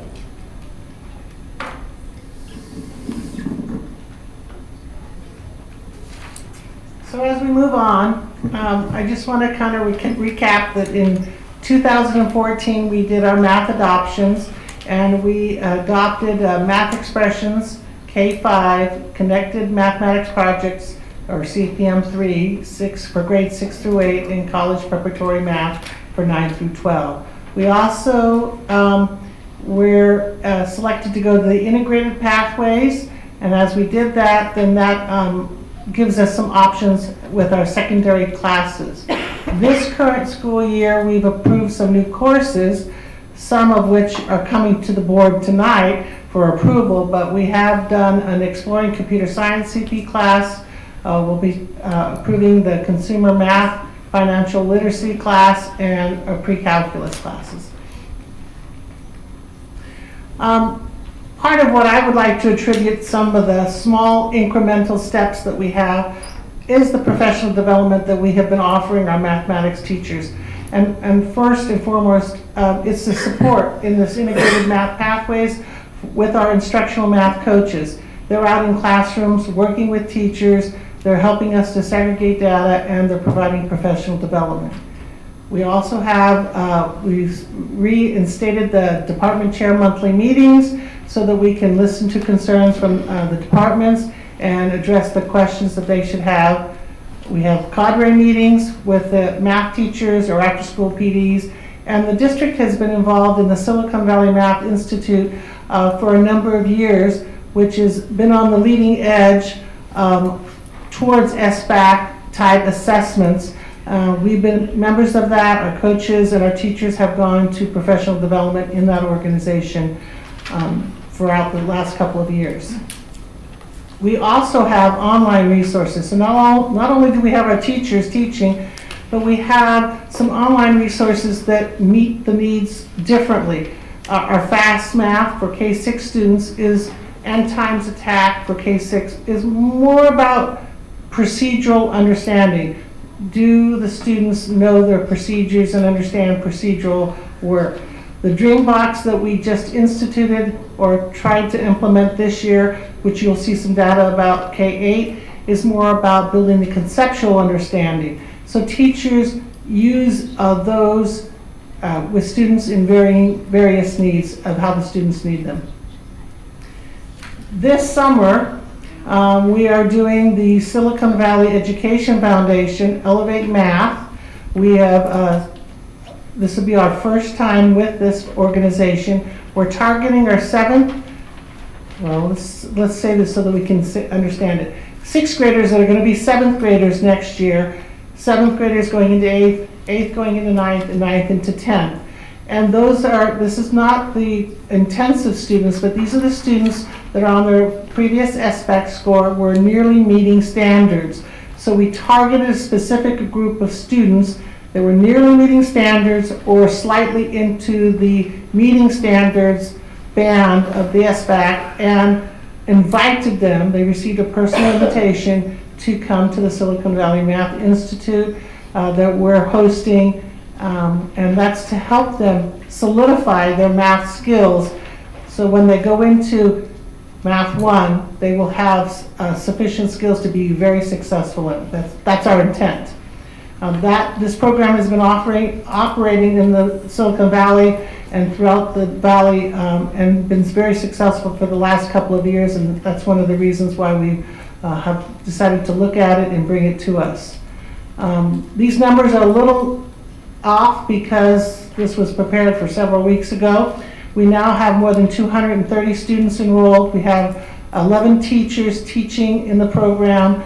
The program will run side by side at Tokay and at Bear Creek, and you can see the enrollment of what we had when we put this together. Now I'm going to ask Mr. Tillett to be brief and share the next couple of slides. So some of the tenets of the Elevate Math program this summer and some of the other programs that we're using in our classrooms really reflect the 21st century skills of critical thinking and problem solving and communication that our district and other districts are moving towards as requisite skills for our students. And this just indicates that they align specifically with the standards for mathematical practices.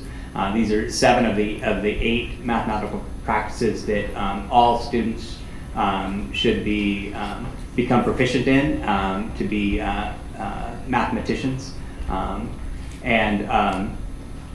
The move towards critical thinking and problem solving and communication and the need for that is largely evidenced in this graphic, which demonstrates the change in skills necessary in the workplace in the United States over the last 60-some years.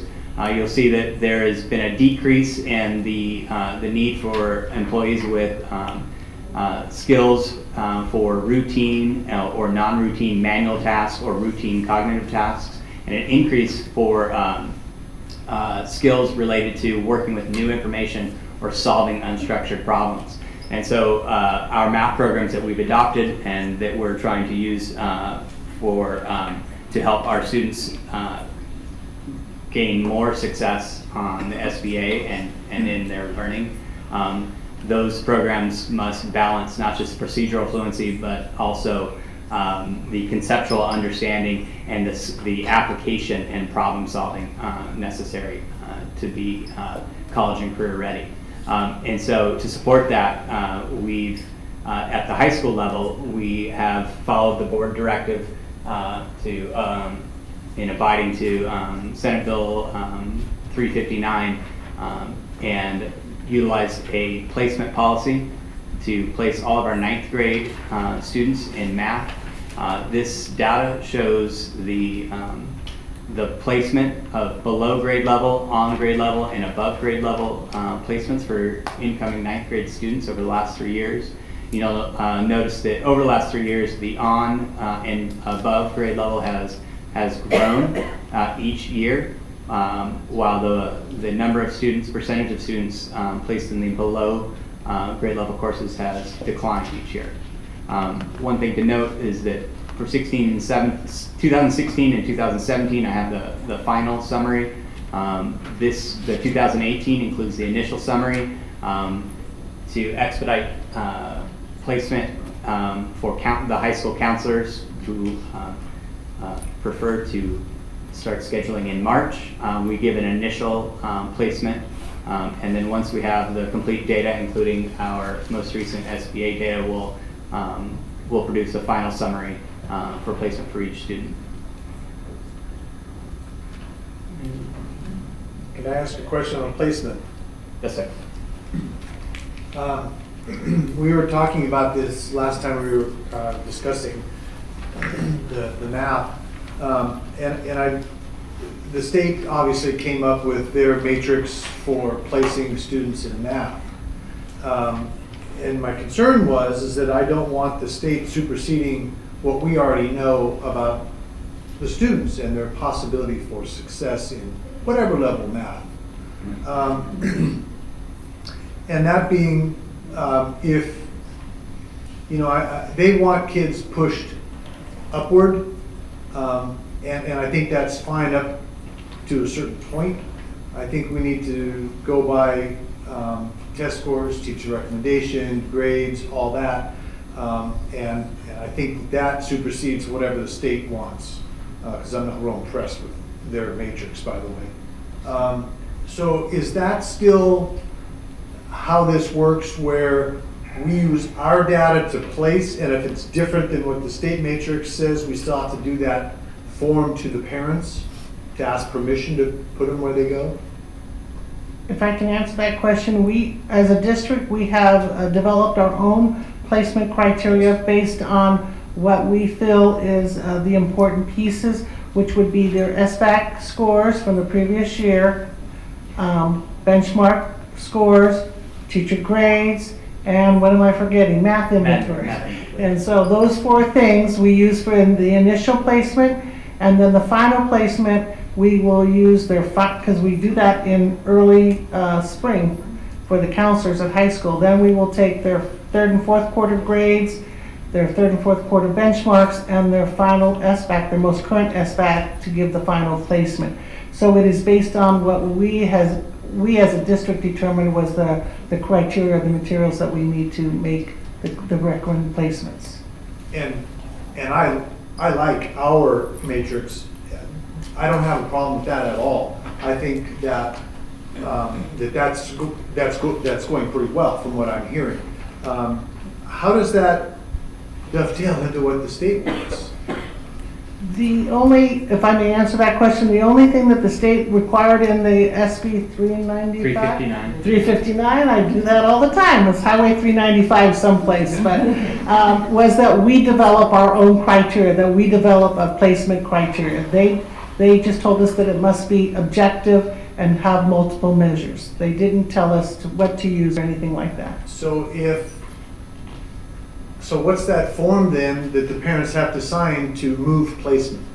Because we assign a placement based on those criteria, if they want to move their student up, they sign a form, and if they want to move their student down, they sign a form because we have to then say that our placement, how well did it match, and if it matched, we have to have if it doesn't match. So that's basically just documenting that we suggested this, but they wanted that. Correct. Okay. And our encouragement, to be truly transparent, is that we encourage parents to go up rather than down. Oh, sure. Yeah, sure. Okay, thank you. I appreciate it. I like I said, I don't have a problem with our matrix. I think we do it okay. And then I was going to let Jeff talk about this, but since this is in my hand, this is to kind of show you numerically that our students are performing better over the years.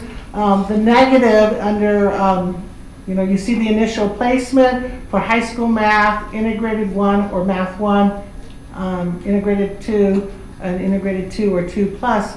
You can see that we have less and less students placed this last year into high school math, which is our lowest math class. So going into Bear Creek, we had less than 71 students less than last year. And same thing for Lodi High, 54 less than last year, and Tokay. So we're seeing some growth, moving students up the right into the, getting better at placement and on grade level. Okay, so now, because this has been new to us and we've been sharing this information all over the world with administrators, teachers, department chairs, we thought we'd take a few minutes on this report to talk about Dreambox and what we're seeing with Dreambox and student achievement-wise. And so, even though they're both experts in it, I'm showing the wealth, and Gabby's going to talk a little bit about Dreambox. And so is that. Abby, sorry. It's okay. Good evening, President Neely, members of the board, and Dr. Washer. So Dreambox is a new initiative to our district this year. It's been an established program in other districts that we have talked with as well. The cool thing about Dreambox is it adapts to the individual learners. It's based on the Common Core. It's a great way for teachers to be able to differentiate because it is a computer-based program where the computer can differentiate, like a teacher may not be able to all of the time because they have so many students that they need to address. So this gives a virtual learning piece to support what the teacher is doing in the classroom, because obviously we don't want all virtual learning either in the classroom settings, right? We That need was that my student. question. Good job. We need that student interaction and teacher-to-student interaction and student-to-student interaction as well. But there are some really great things about it. It is designed for K-8 and actually covers some Algebra 1 standards as well. Right now in the district, we are using it K-8 as well as it's available to our high school math class in the high schools. And it's actually available for integrated 1 teachers as well, which we actually have a few that are using it as kind of like an extra thing for their students to use in like an after-school setting. So it's been being used in a lot of creative ways. We looked into this program because we wanted a tier 1 intervention support for our students. Before this year, we didn't have a specific intervention program for anything below 6th grade. And so this, because it's all the way down to kinder, it's available for all of our students to access. Do they use their Chromebooks on that? Yes. So these are the recommendations that we presented to teachers. We didn't require, Lisa did not require usage, but just recommended it. There's research that's been done on Dreambox that shows a linear correlation. And so the more students use the program, the higher their test scores were. And so obviously we're keeping close track of that data, and I'm going to show you some of the data that we already have so far this year. So on average, we encourage about 60 minutes a week for students to be on the program, though obviously it varies widely. This is just a screenshot of one of the sample lessons, but I wanted to give you guys an idea of what it could look like. Lisa mentioned earlier, it focuses mostly on conceptual thinking, but also some procedural skills. You'll see that most of the lessons have little to no words. There's only one sentence of directions up here, and in the primary grades, there are no words at all. Everything is auditory, and so the students use their earphones or earbuds, whatever they have available to them. It's also fully available in Spanish to help support many of our EL learners, and the teachers can request to have the language switched for the students that they feel that's appropriate for. Here you'll see in the sample lesson that we have this problem of 80 divided by 15. It's also represented in the gumballs on the right, which is a manipulative that will move and actually groups the gumballs into those bags that you see, so it's in groups of 15. So the students are getting that real deep understanding of what division actually means and what it's doing. Most of us probably don't know 80 divided by 15 off the top of our heads, and so this is a way for students to access a higher level problem by doing something simpler. So underneath you'll see 30 divided by 15. A lot of students will know that that is 2, and so they can use these smaller equations to help solve a larger problem. And it also goes with the visual as well. So these are all interactive lessons that we have. Where am I putting? There it goes. All right, so this is a really neat visual, and this is an actual 3rd grade student from our district that you can see that kind of, I don't know, net brain looking kind of thing at the top. That is actually a pathway that the student is following regarding their Dreambox lessons. And so you can see it is non-linear, which is a very different kind of approach from other programs that we looked at for intervention. A student, for instance, this 3rd grade student, you can see in their total growth, they have over 240% growth, where 100% represents a full year.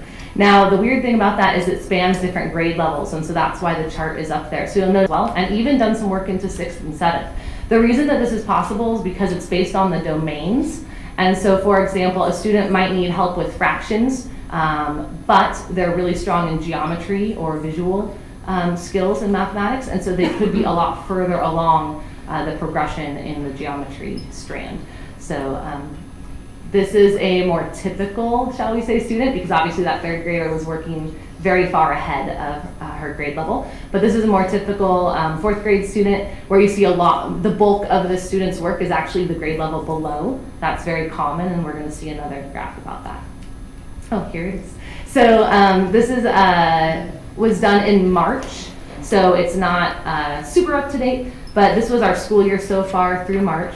We got this report from Dreambox.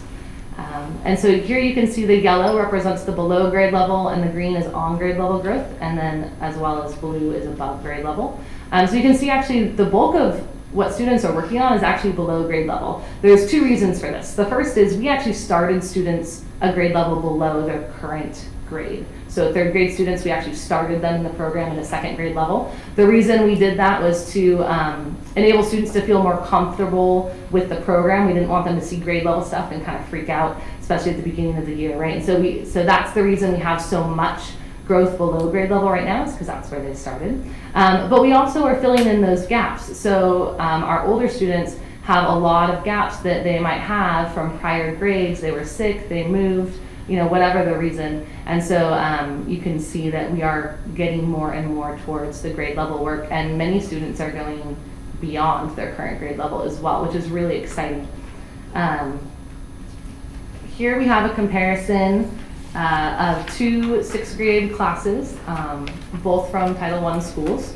And this is kind of interesting. This is a by grade. And so you'll see that these 6th grade students are actually spending most of their time working on 4th and 5th grade level math because of the holes in their learning. The teacher on the left does not use the program at all. So they've been in just a couple of times at the very beginning of the year. And so you can see there's very little growth.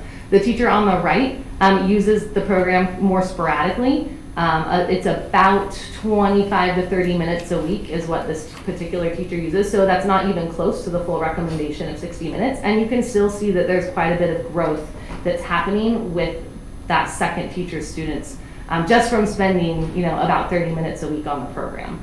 And so it's really interesting to see. Here you'll see some of the actual lesson numbers and the growth percentage. So about 22% of growth for the second teacher.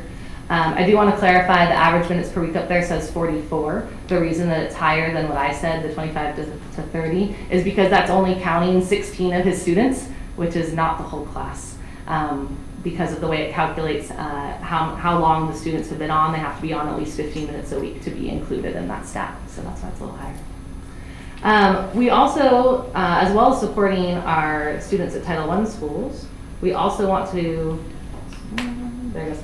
We also want to support our advanced students as well. And so here we're looking at 2 6th grade GATE classes. And the one on the left does not really use the program very much.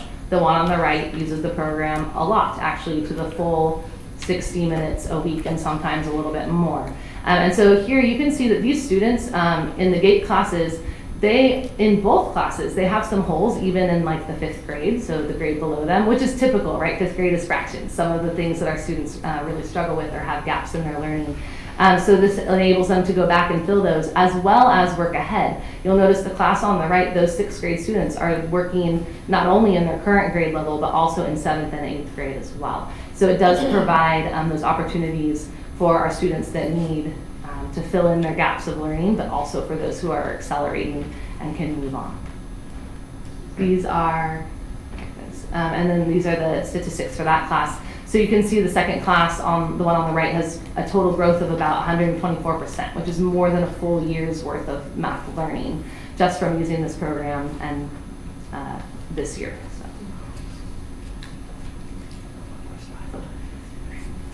So that's the end of our report, and of course, I'm sure there are questions that people would like to ask. Before we get into that, I'm gonna hit the pause button in a second. It is now 9:10. I've got 2 young ladies over here who've got a lot left to do, so we're gonna fast forward, get all these TV and VCR.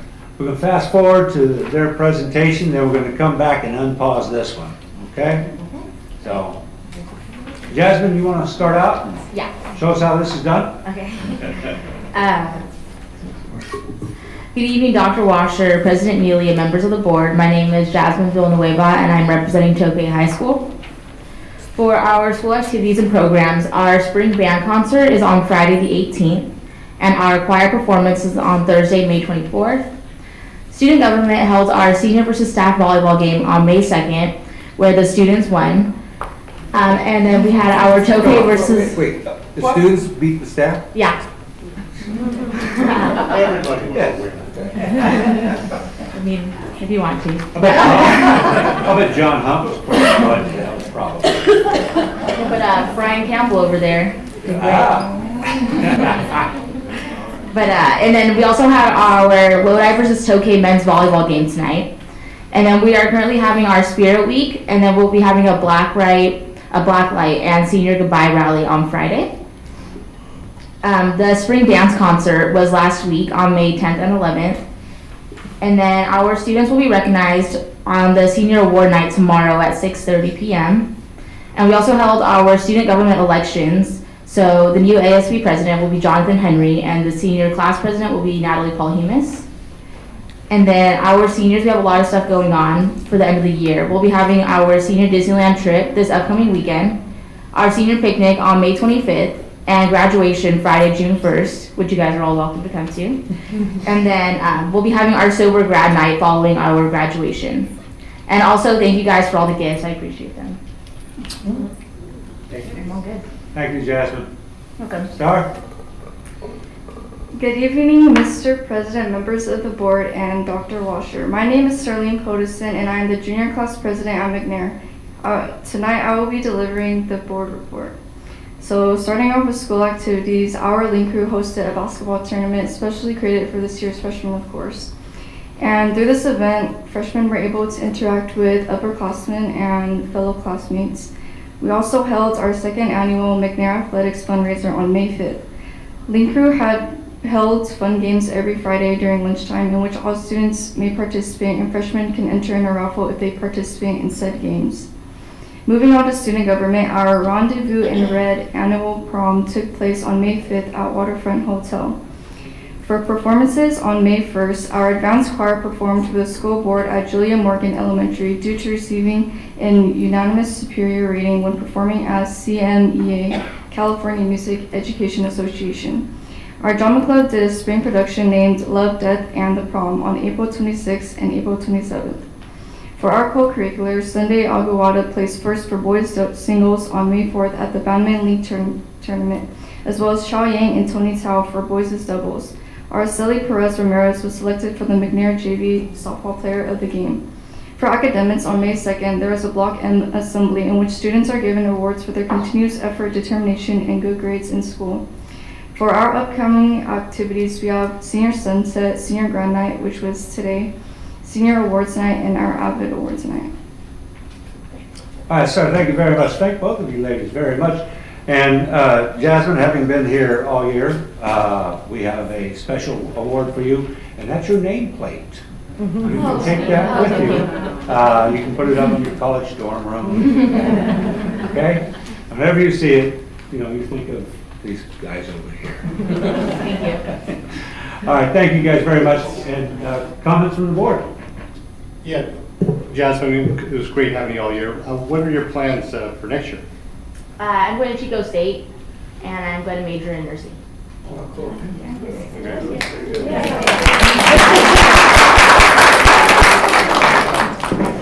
Star, we know where you're going to be next year. Thank you for the reports. All right.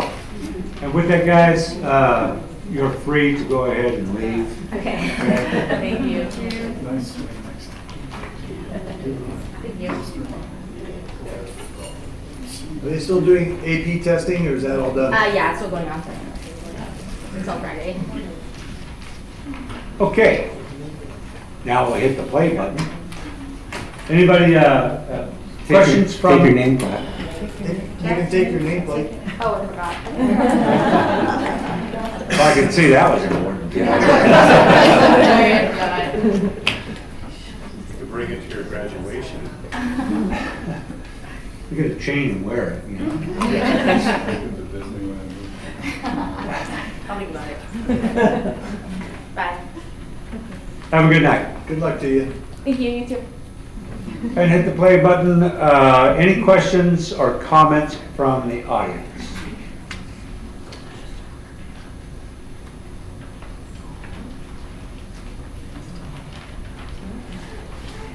Good evening, Michelle. Good evening. I see you and Vodia got kind of like the same. Yeah, I was thinking you guys Top got- on. Which one you passed by her? I noticed that. It's like sister act. You'd be like camouflage in some places, Good evening. Couple of questions through the chair to Ms. Katowski. On the page with the summer math enrollment, I did understand that the numbers had increased to 230. I Is that believe so, correct? that is And correct. that's- I mean, it could be up or down one or two, but. What's the class size that we're working towards on that? What do we have on that right now? Most of them are like 25, 27, I say on average. They're smaller, it's okay. 230 students and 11 teachers. Well, some of the numbers by grade Right. level did not But we're trying to equal keep out, them so at we about just 25. wanted to know what we were shooting for. On the professional development, we do want to recognize that an integral part in lots of the math that has changed with the new curriculum and the new pathways has been our instructional coaches. I know that we've had discussion just last week about how many coaches that we have in the district currently and going forward next year.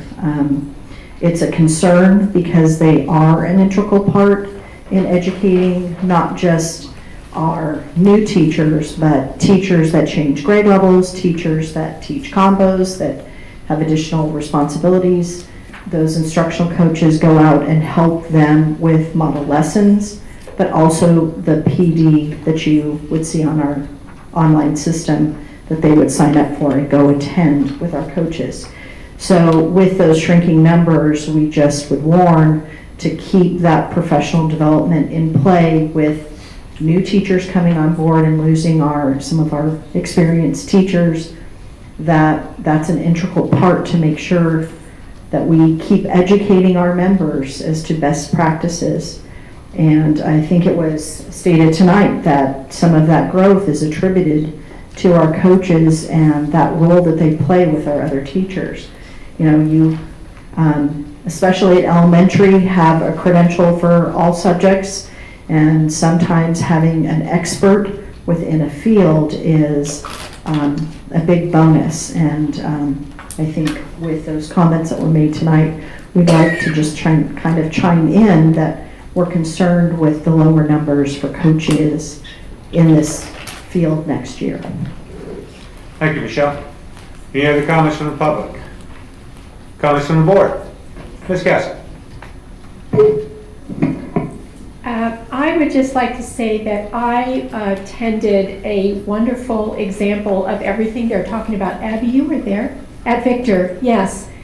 Were you? I was there. Yes, I thought, yeah, okay, so, and so there's a plug right there for the math coaches because, and I don't even want to explain what I saw to put it all together, but it was very much hinged on math coaches, and it was the Silicon Valley, was the rest of their Math Institute grant that put it all together. The grade level was fifth grade, yes. And what I saw the students doing, and I wrote this down because I heard you say it, was the conceptual understanding. And as a person who has had math phobia my entire life, I kept thinking I would have loved to have experienced what the kids were experiencing because I would have gotten math so long ago. So, but I do, I am a cheerleader for math instructional coaches everywhere I have gone. In fact, all of our instructional coaches, I've had many teachers tell me your immense value, and I saw it in play there at Victor Elementary. So, and Randy, thank you for doing that perspective about how to look at us compared to the San Joaquin County schools, and how we really are holding our own and advancing, and I think that's great. So thank you for the presentation. Thank you, Ms. Castle. Anybody else? Sir. One of the things in the presentation I was really excited about was the consumer math class. The board has been talking about that, trying to bring something like that back, because there are certain levels of kids that's what the class they need. And I think high school math and consumer math, we're expecting kids, because you're in grade X and your age X, maybe your ability and your maturity are there with it, but sometimes those kind of lag. And I'm really glad to see that second class come in, high school math and consumer math. That way they can get their 2 years of math requirement and graduate, because that is the primary thing, is we need to get those kids to graduate. Can you tell me which, I think it's just Lodi High is doing consumer math this coming school year, or is there another one? Currently, since we really haven't approved the course, yes. Lodi High has it on their schedule, in their master schedule, to have consumer math next year, and the other high schools will incorporate it into their schedules the following year. Okay, very good. Yeah, I think that's a real important component, and that doesn't mean that as a junior they can't take integrated math 1. I mean, they still can. Right. And whatever their pathway is, if they go to Delta, they're going to have a Delta math entrance exam for placement anyway. So it's not like it blocks them from going to college. So I think the consumer math is I'm really happy to see that. And I get the perspective of looking at other schools in the county and what their percentage rate is, and that is an average. Okay, so there are some schools that are doing better than 32%, and there are some that are doing less than 32%. Can you answer for me, I want to make sure we keep up the pressure and of providing what the kids need to succeed. How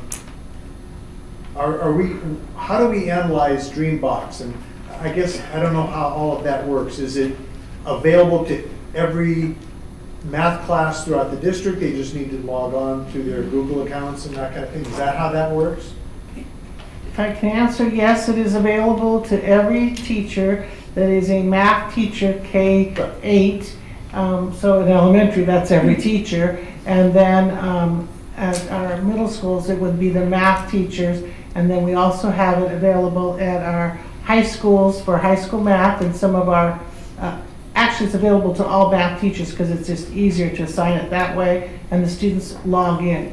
It is also available for our special ed students. They use it also. So the whole gamut. Every student that has math has an access, and teachers can have access to it. It's, you know, it's at Elkhorn, it's at Creekside, it's at Lodi High. And that's one of the things that from time to time we want to make sure that when a student goes from 6th grade to 7th grade, it's not like everything's all brand new. There's a continuity that everybody knows where they were and hopefully has a plan for where they're going. So does a 7th grade math teacher have the ability to see where that child was in 6th grade and kind of keep them flowing along? Or does Dreambox kind of stop and then start and then stop and start? If I can address Sure, that. please. Yes, it's continuous based off of student ID. So as long as the student is in the district, the program just continues. And Dreambox lessons are automatically generated by the program based off of how the student is responding to the current lessons. So because it's computer based, they can analyze all the things that a teacher may not be able to do all of the time. They take, I think it's 20,000 data points per minute. So they factor in like how much time a student takes, how they use the manipulatives even is factored in to how their proficiency on the lesson, and then they're progressed to the next lesson. Some students might take 10 lessons to get through a topic, some might take through 5, depending on the efficiency of how they answer the questions. So that's going to continue to follow them, and also teachers will be able to view their prior year's data, so the teacher can look back at that the next year. Okay, perfect. Yeah, and on the summer school, the summer program, I should say, how are the students? You said you gave them a personal invitation. And so there's like a range of kids that ring the bell and they get a card. You know, is that how? Pretty much. I'll let Mr. Melandro explain how it all happened because it came out of his office. But we worked with the organization, and they have over time refined their criteria. So we use that same criteria to make the placement. Mr. Everly, yes, the math program suggested that it would be students in the nearly met category, and in each case it went maybe between 6 and 8 points into the met on the Smarter Balanced Assessment. So we went through, pulled their scores, and then utilized the flyer, and we sent that flyer home. We mailed that flyer home to every student who was in that category. So whether they're interested or not, they were able to get that flyer. We're hoping students didn't intercept it on the way in. The parents got that flyer. But I think the response, we mailed out about 600, a little over 600 letters. And so to get 230, to get a third, that's a pretty incredible response. So we were very excited to see that number. We were wondering if we were going to need more teachers or more students. And luckily the students came, so we're very excited about that. Okay, is that based on the success of this one, we'll see how we would go in the future? Okay, because I think that, sometimes kids just need a little oomph, or a little repeat, or maybe a fresh look at it, and then they'll have an ability to grasp it. Because, man, I can't think of anything that builds upon itself other than math. And, you know, I've said it 100 times that, sure, reading is absolutely critical, but the other academic language is mathematics. And that determines a lot of where you're going to go. So, yeah, thank you very much for the report. Very informative. I appreciate it. Any other comments from the board? Okay, I'll be real quick about this. First of all, I want to thank everybody for putting the report together. You guys did a great job. But I also want to thank everybody who's involved in helping our kids with this. Seeing that increase up there is, it's a great thing. And it took a lot of teamwork to work on that, to make that happen. So kudos to everybody who worked on that. I do want to caution us about, this is just my thing, about target students. And I understand targeting certain students can make your scores look better, right? Because, you know, those that are just over, when I was teaching, or just under the mark that you want to get them to get the credit, when I was teaching, I had target students. I was told to pick target students that were real close to moving up. And that's what I did, but I also picked some that were pretty down, lower scores that needed some extra help. That's what we need to concentrate on as well. So I just want to caution us against going that way too much for the sake of test scores. If I could make a comment to that.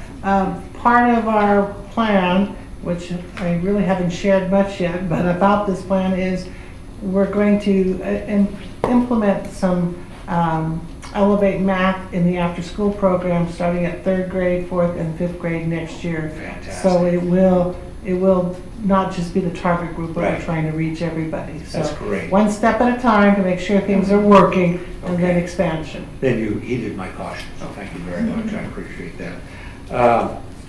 Dreambox. My wife is a substitute. She uses it whenever, almost all the time when she's out teaching. And kids love it. She loves it. Kids love it. Everyone's happy about it. So great job, everybody on that. The question is can that be accessed at home? So we're not turning that one off, right? That's it. I have no further questions. Let me ask about that. So they have access to that from their home computer? Mm-hmm. As long as they have their, well, you guys better explain. Can I access it to brush up on? No. Well, and you know, they're all different too. Algebra, I'm kind of going, what are you doing here? But geometry, I went, oh, finally, some math that makes sense. I mean, I'm a geometry person, but not an algebra person. So if there were a way to look at things differently, and I think maybe that would work. I mean, I got into my profession, and all of a sudden there was algebra, and I'm going, whoa, wait a minute, this is real? You know, and I'm hoping that just that variety of different ways of looking at it will really spark the kids in math. Thank you. Okay, guys, thank you very much. I appreciate that. Great presentation. Thank you very much. Appreciate it. Okay, we're going to have to move along here.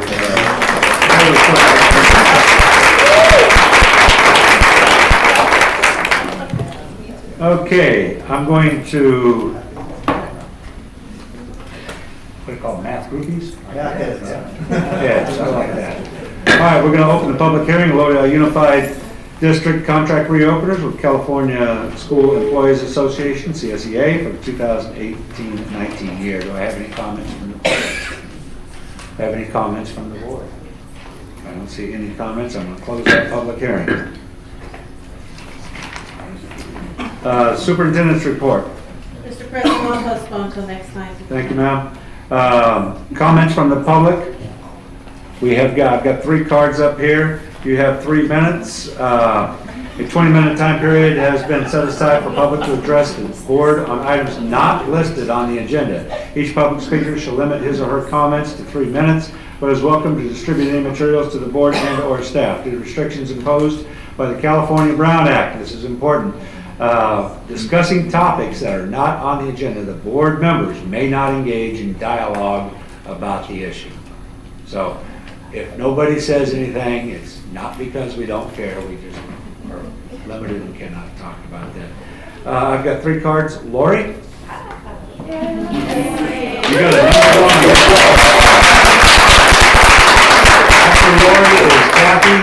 After Kathy is Jerry. Lori Peralta, 5095 East Armstrong Road. Thank you, Mr. Neely, Dr. Washer, and the board. Lodi Pupil Personnel Association, LPPA, is your school nurses, your professional elementary, middle, and high school counselors, your school psychologists, your speech language pathologists, and your program specialists. LPPA is the last of your certificated groups without an agreement for the current year. LPPA is strongly interested in coming to an agreement before the year comes to a close. Last year, LPPA was the first of your groups to agree to a contract. LPPA considered the needs of the students and of the district, ensuring that the district would have sufficient time to hire qualified LPPA personnel to meet student needs in coming to that early agreement. LPPA opened the current bargaining year with several openers, all of which were important to our members. LPPA has been told that the board feels most of these are not interests of the district. In response, LPPA has amended our proposal to the district several times in an effort to reach agreement, to continue the bargaining process, and to show good faith. As of May 8th, the district's proposal has remained unchanged from that first version back in January. In the recent past, the district has faced staffing crises for 2 of LPPA's 7 subgroups. These shortages were the district's problem. It's not our job to staff your district. Regardless, LPPA members stepped up to help. LPPA members not only brainstormed ideas to recruit and retain scarce professionals in those subgroups, they came up with specific plans, MOUs, that allowed the district to staff positions that kept the district in compliance with federal law, California Ed Code, and most importantly, served the needs of the district students. All LPPA members did not benefit from those MOUs, as the district was only interested in solving those specific crises. Now we are told that because of our efforts to help the district solve those staffing crises, the district will not offer the same career increment, salary step, or additional column offered to all other certificated groups this year. LPPA has a significant interest in adding a 25-year step to our subgroup salary schedules to retain highly qualified personnel. You need to give LPPA members a reason to choose to stay with your district long term. You need to ensure that LPPA members feel as valued as all other certificated groups.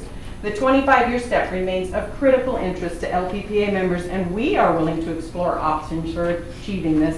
We hope you are too. Thank you, Lori.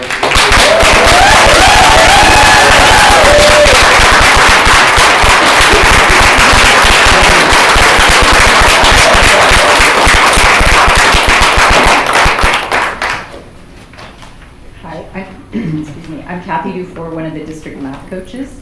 Good evening, President Neely, members of the board, Dr. Washer, other members of Lodi Unified and the community. First of all, thank you for your service for the students and staff of Lodi Unified School District. You have a big responsibility, and I appreciate your willingness to serve. I'm here to speak on behalf of district instructional coaches. I'd like to give you a glimpse into some of the ways we coaches support teachers, students, and staff by giving you a snapshot of how I spent my days in the third quarter.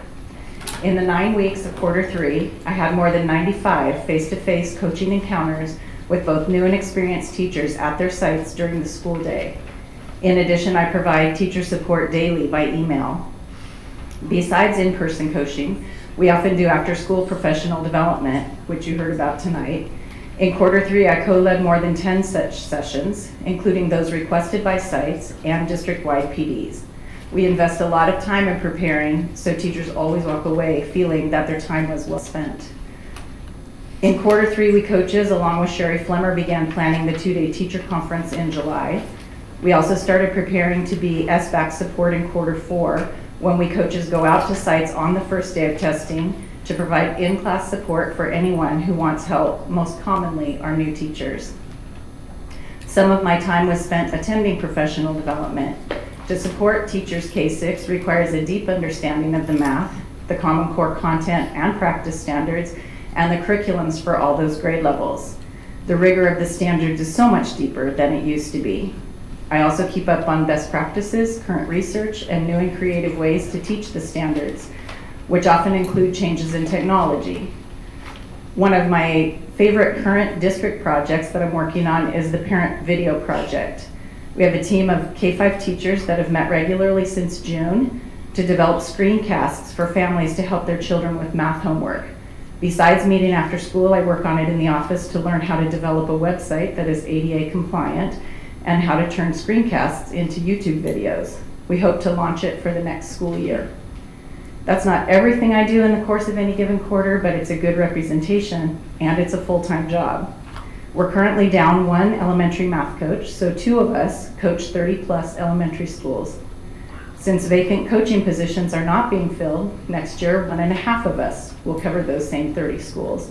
And 1 secondary math coach will support 8 middle schools, 4 high schools, and assorted other specialty schools.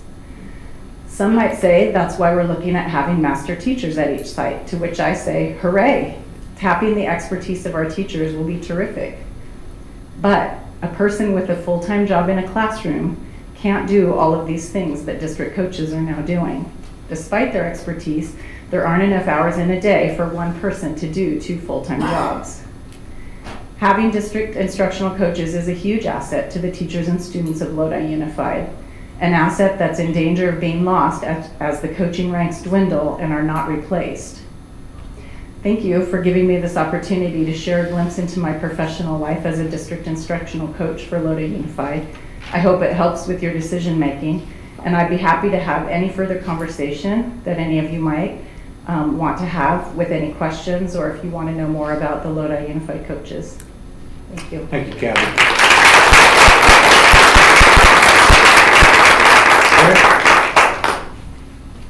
Well, thank you, President Neely, members of the board, Dr. Washer, and all the other concerned individuals here tonight for this opportunity to speak. My name is Jerry Kreugner, and I'm representing the ELA and ELD instructional coaches. And to give you a glimpse of the support we provide teachers, schools, and principals as they strive to provide an excellent education for our K-12 students. Our 2 ELD coaches have a thorough knowledge of the designated ELD programs for both elementary and secondary, and recently have modeled the Journeys designated ELD kindergarten lesson, met with 6th grade teachers to explain how to implement every facet of the designated lessons to meet the needs of their students in their classrooms, modeled a middle school English 3D lesson on academic vocabulary acquisition, as well as a writing lesson in a high school Read 180 classroom. In collaboration with teachers, coaches, and district leadership, they help to ensure our ELD programs are in compliance with state and federal regulations. Very important, as you well know. These 2 coaches supported the CDE program review recently by visiting classrooms with the state representatives, highlighting the expertise of our teachers and the growth of our EL students. And I'm happy to report that the district passed this review. Our 4 ELA coaches, which will be reduced to only 2 next year, have modeled and co-taught Journey lessons in our elementary classrooms, provided feedback on classroom management, modeled the study sync class lesson in a high school classroom, reviewed and analyzed data to help guide effective instruction and differentiate for our EL students, struggling students, core students, and others. We provide training and support during the school day for our new and intern teachers, provide assistance navigating all the online programs and platforms related to our various curricula, designed and implemented a pilot program to investigate the companion ELD curriculum provided by StudySync to determine if it is best way to meet the needs of our secondary EL students. At our teachers' request, we also spearheaded a revision of the StudySync assessments in conjunction with the English department chairs, ARE, curriculum, and the StudySync publisher, McGraw-Hill, to ensure all standards were addressed while making it a more manageable task in the classroom. With our knowledge of the Common Core State Standards, the ELA ELD framework, and extensive coaching training, we create and deliver professional development to support all the programs previously mentioned, among others. This includes not only district professional development, but also site and grade level specific trainings tailored to meet the needs of the schools or teachers that have requested the support. We will all be supporting the social studies adoption in order to assist elementary teachers in blending the social studies and Journeys curricula to creatively meet both ELA and social studies standards in the limited minutes we have during our school day. I love the idea of tapping into the talented teachers we have in the district to share their expertise and have already done so with great success. But many of the responsibilities detailed here cannot be met by a full-time teacher concerned with the quality of education of the students in their classroom. So next year, with a team of only 2 ELA and 2 ELD coaches, how do we decide who will and will not get our support? Thank you for your time tonight.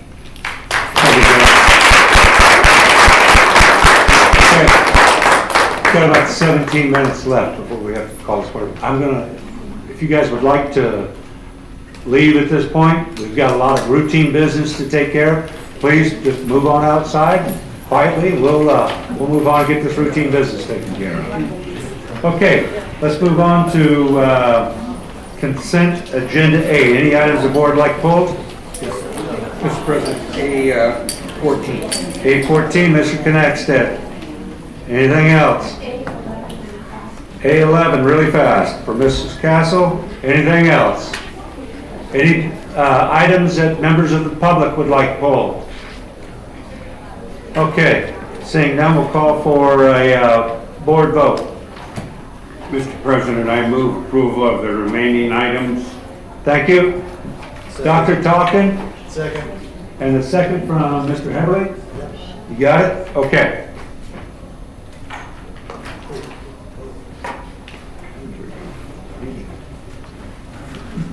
Consent agenda A passes 6-0 with 1 absent. Ms. Castle, A11, please. Lisa, sorry. This is the Introduction to Careers in Dentistry course of study. And my question is, the excellent program we have at Lincoln Tech, Sherry Evans Dental Assisting, are they similar, or are they supporting just really fast? Yes. Okay. Oh, James, downstairs. This course came from the CTE classes, so I'm going to ask Trang to respond to that. Good evening. This is Trang. Okay. I'm going to try my best to explain this to you. This is an intro course, and we are hoping to offer juniors only because it's not as rigorous as the intro to dentistry. So the careers, and there are so many careers within dentistry itself. And so we're hoping that this course will introduce to juniors, and that way they can explore other options in dentistry. Oh, and thank you. That makes perfect sense. And I just have to give a shout out because I've heard that that dental assisting class at Lincoln Tech, that almost all the dentists in Lodi and Stockton draw from that. And so every time I go to the dentist, I keep asking, and they're like, yeah, and they point them all out. So that's a superb program, and obviously this is in support of that. So, correct. And we also prepare our students to take the state board exam after they complete that course. So it is very rigorous.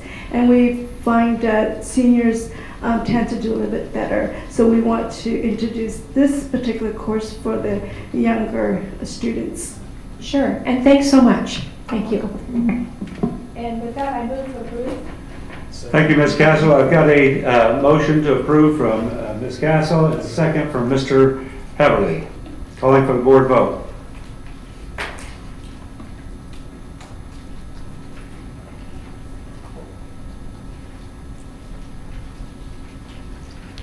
Okay, we pass 6-0 with 1 absent. Look, I'm going to ask right now, we're not going to finish by 10. There's things here that have to be done. In order to make this meeting go on to cover everything, we're going to need to extend it, which is going to require a motion, a second, and a vote by the board. So I'm going to move that we move this meeting, extend this meeting to 10:20. I'll second. Got a second? All right, calling for a verbal vote. All in favor say aye. Aye. Any opposed? All right, none. The meeting will end. We extend it once and that's it. So it'll go to 6:20 or 10:20, no later than that. Mr. Heberly, you're up on item A14. Mr. Connexted. No, it's me. Yeah. Oh, it's not. I actually am in favor of this, but I was wondering if we shouldn't table that until we get to the the board discussion regarding financial literacy course, because it sound like they're almost identical. They're not. Okay, so this could be part of it. well- So the approval of this, if we approve this, then we can just move ahead. This is to be offered to those who want it. So are you okay with that? Well, yeah, I'm okay with it. I just want to make sure that we're not doing double. No, this is not a required course, and the thing about making it a required, graduation requirement is different, and I don't think we're gonna get to that tonight anyway. Okay. So, Mr. President, I move to approve item 814. Second. It has been moved by Mr. Freitas, seconded by Dr. Talkin. Calling for the board vote.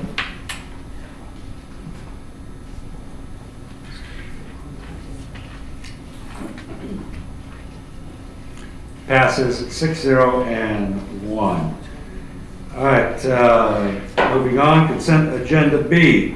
Need a motion and a second? Mr. President, I move approval Dr. Talkin of has consent motion. agenda B. Second. Mr. Knackstead has seconded.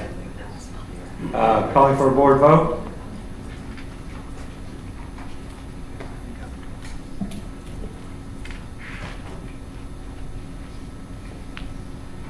Motion passes 6-0-1.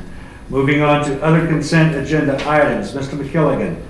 Item OAI 2. Mr. President, the Maintenance and Operations Department needs a little help with the heating and air conditioning units this summer, so the work was offered to all of the current existing employees on overtime. They were not interested, so we are seeking short-term help during the summer. Thank you, Mr. McKilligan. Any comments from the audience? Comments from the board? Looking for a motion. Mr. President, I move approval of this item. Thank you, Dr. Talkin, for the motion. Thank you, Mr. Knackstead, for the second. Calling for the board vote.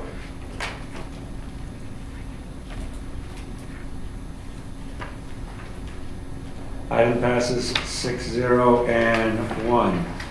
Item OAI 3, declaration of need for fully qualified educators. Mr. McKilligan. Mr. President, this is our annual declaration of need. Thank you, Mr. McKilligan. Mr. President, I move approval of item OA13. Thank you, Dr. Talkin. Second. Motion. Thank you, Mr. Knackstead, for the second. Any comments from the audience? Any comments, questions from the board? Calling for the vote.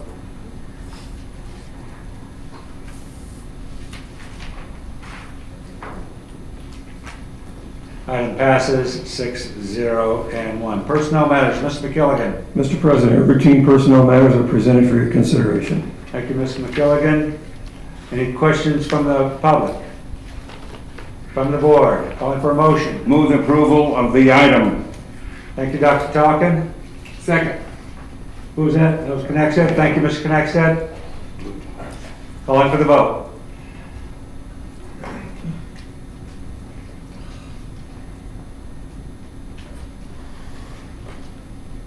There we go. All right, that passes 6-0 and 1. Just the slow electrons on that side of the desk. Come on. That's what. All right. That's travel for All right. Comments from employee group representatives. Well, I want First last.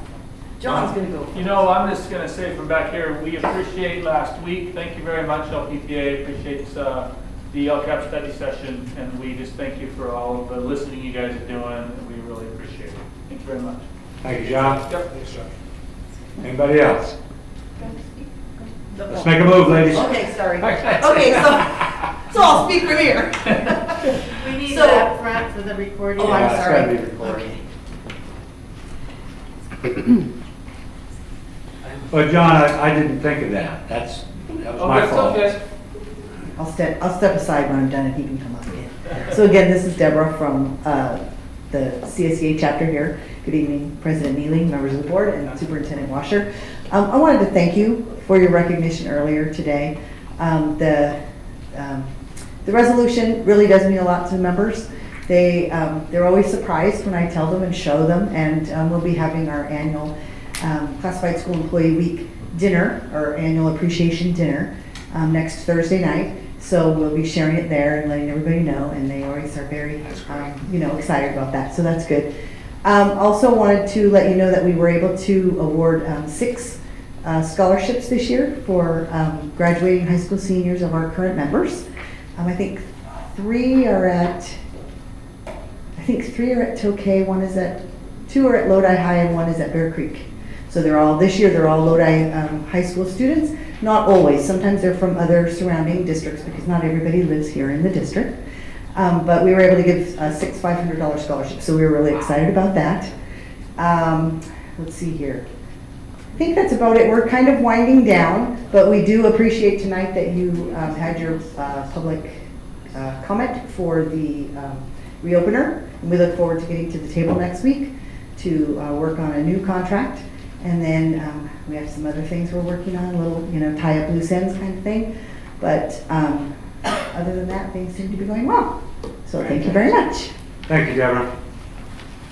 Good evening again, Michelle. Hello. Did you know you and Lodi were kind of wearing the same? Oh, no. Bookends.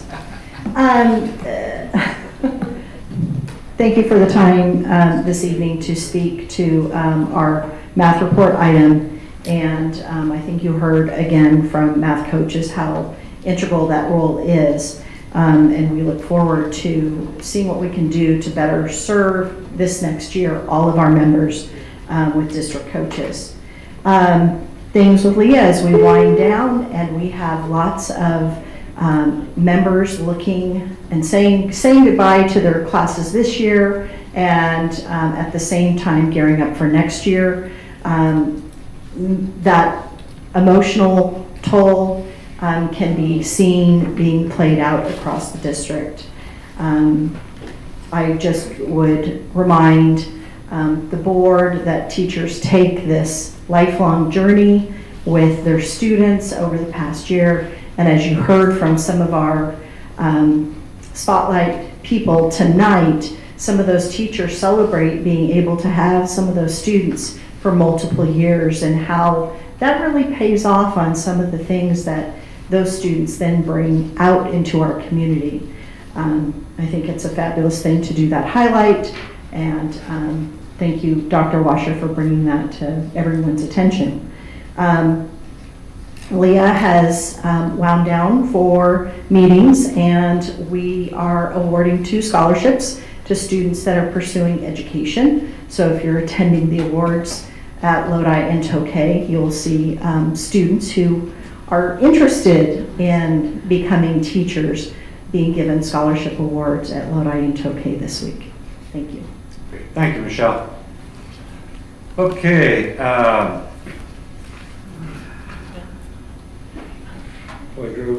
Comments from board members? I have no comment.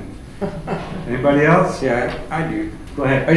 I have a whole bunch of things, but I just want to mention one thing. I went to Julia Morgan Open House, got a chance to interact with 4th and 5th graders with their projects, their state projects, and their mission projects. It was just a lot of fun to talk to those kids. I'm sure they didn't know who I was, but I had a badge on, so they thought I was important. And they're so open and so forthcoming. It was a lot of fun. Thank you, Mr. Knack. Anything else? Nope. All right, I'll hold mine as well. Comments from superintendent? Okay.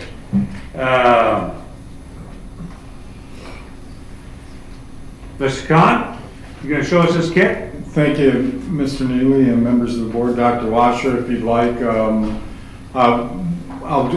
have Michael click on the link.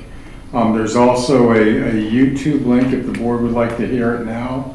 We can certainly play it, but it is there for posterity if you like. But I would like to note that the vocal musings if you scroll back up, that YouTube link, the vocal musings in the sound overlay is our one and only Mr. Michael Hunting. I don't know of a single staff member that's viewed it that hasn't had a comment about how great it was, so the praise is certainly well deserved. I'd like to thank Mitch Slater for his input on this as well. But I'd also like the board to note that this is in direct response to a community member's interest back during our safety and security meeting. He requested training, so this After this meeting, will be available to all staff throughout the district. And these items are in every classroom and every department as well. Give a shout out to Michael. All right. Hey, His agent agreed not to charge us royalties on this. Well, I watched the YouTube video and I was very, very much impressed. Also, being from a dairyman's background, I was very impressed that duct tape is included in the equipment. So I was a little disappointed that baling wire wasn't in there. You know, it seems like we fixed those things on the dairy. With those two. Either, so. But this was a great presentation, and also a shout out to our two actors that showed us how to put up the privacy screens with the tarp. So this was a very good presentation. Thank you, Scott. Is that it? Sir. Fantastic, okay. Proposed board revisions submitted for the curriculum instruction part, Ms. Katowski.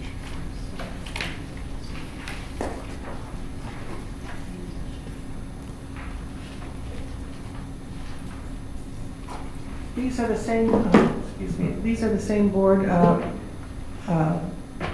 proposed board revisions that we brought last time with the edits that were requested to be added to them. So we have just added the information that was requested to be added and we'll bring them forward. Is that the yellow? It was red the last time I saw it. I don't know if it got changed to yellow. I mean, you added the district, on policy 4060, you added the district vision? Yes, it is in yellow, yes. Right. District, some demographical information about the district. And you added our study session on there some places, so, okay. The third page. All right. Are there any other questions from any of the board members? Questions, comments from the public? Okay, Lisa, you're off the hook there. Move forward on these now. All righty. We're going to table the board discussion until next time because it is 10 o'clock. And that appears to be the last item that we're on. I apologize for the rush job here, but we did get through it. Calling for a motion to adjourn. Move to adjourn. I'm staying here till 10:20. Everyone else is adjourned? You guys tell us how that went. Yeah, no kidding. There you go. There you go. Hey, she wasn't laughing either. Thank you all. I'll be here. I gotta go. Okay. So we can get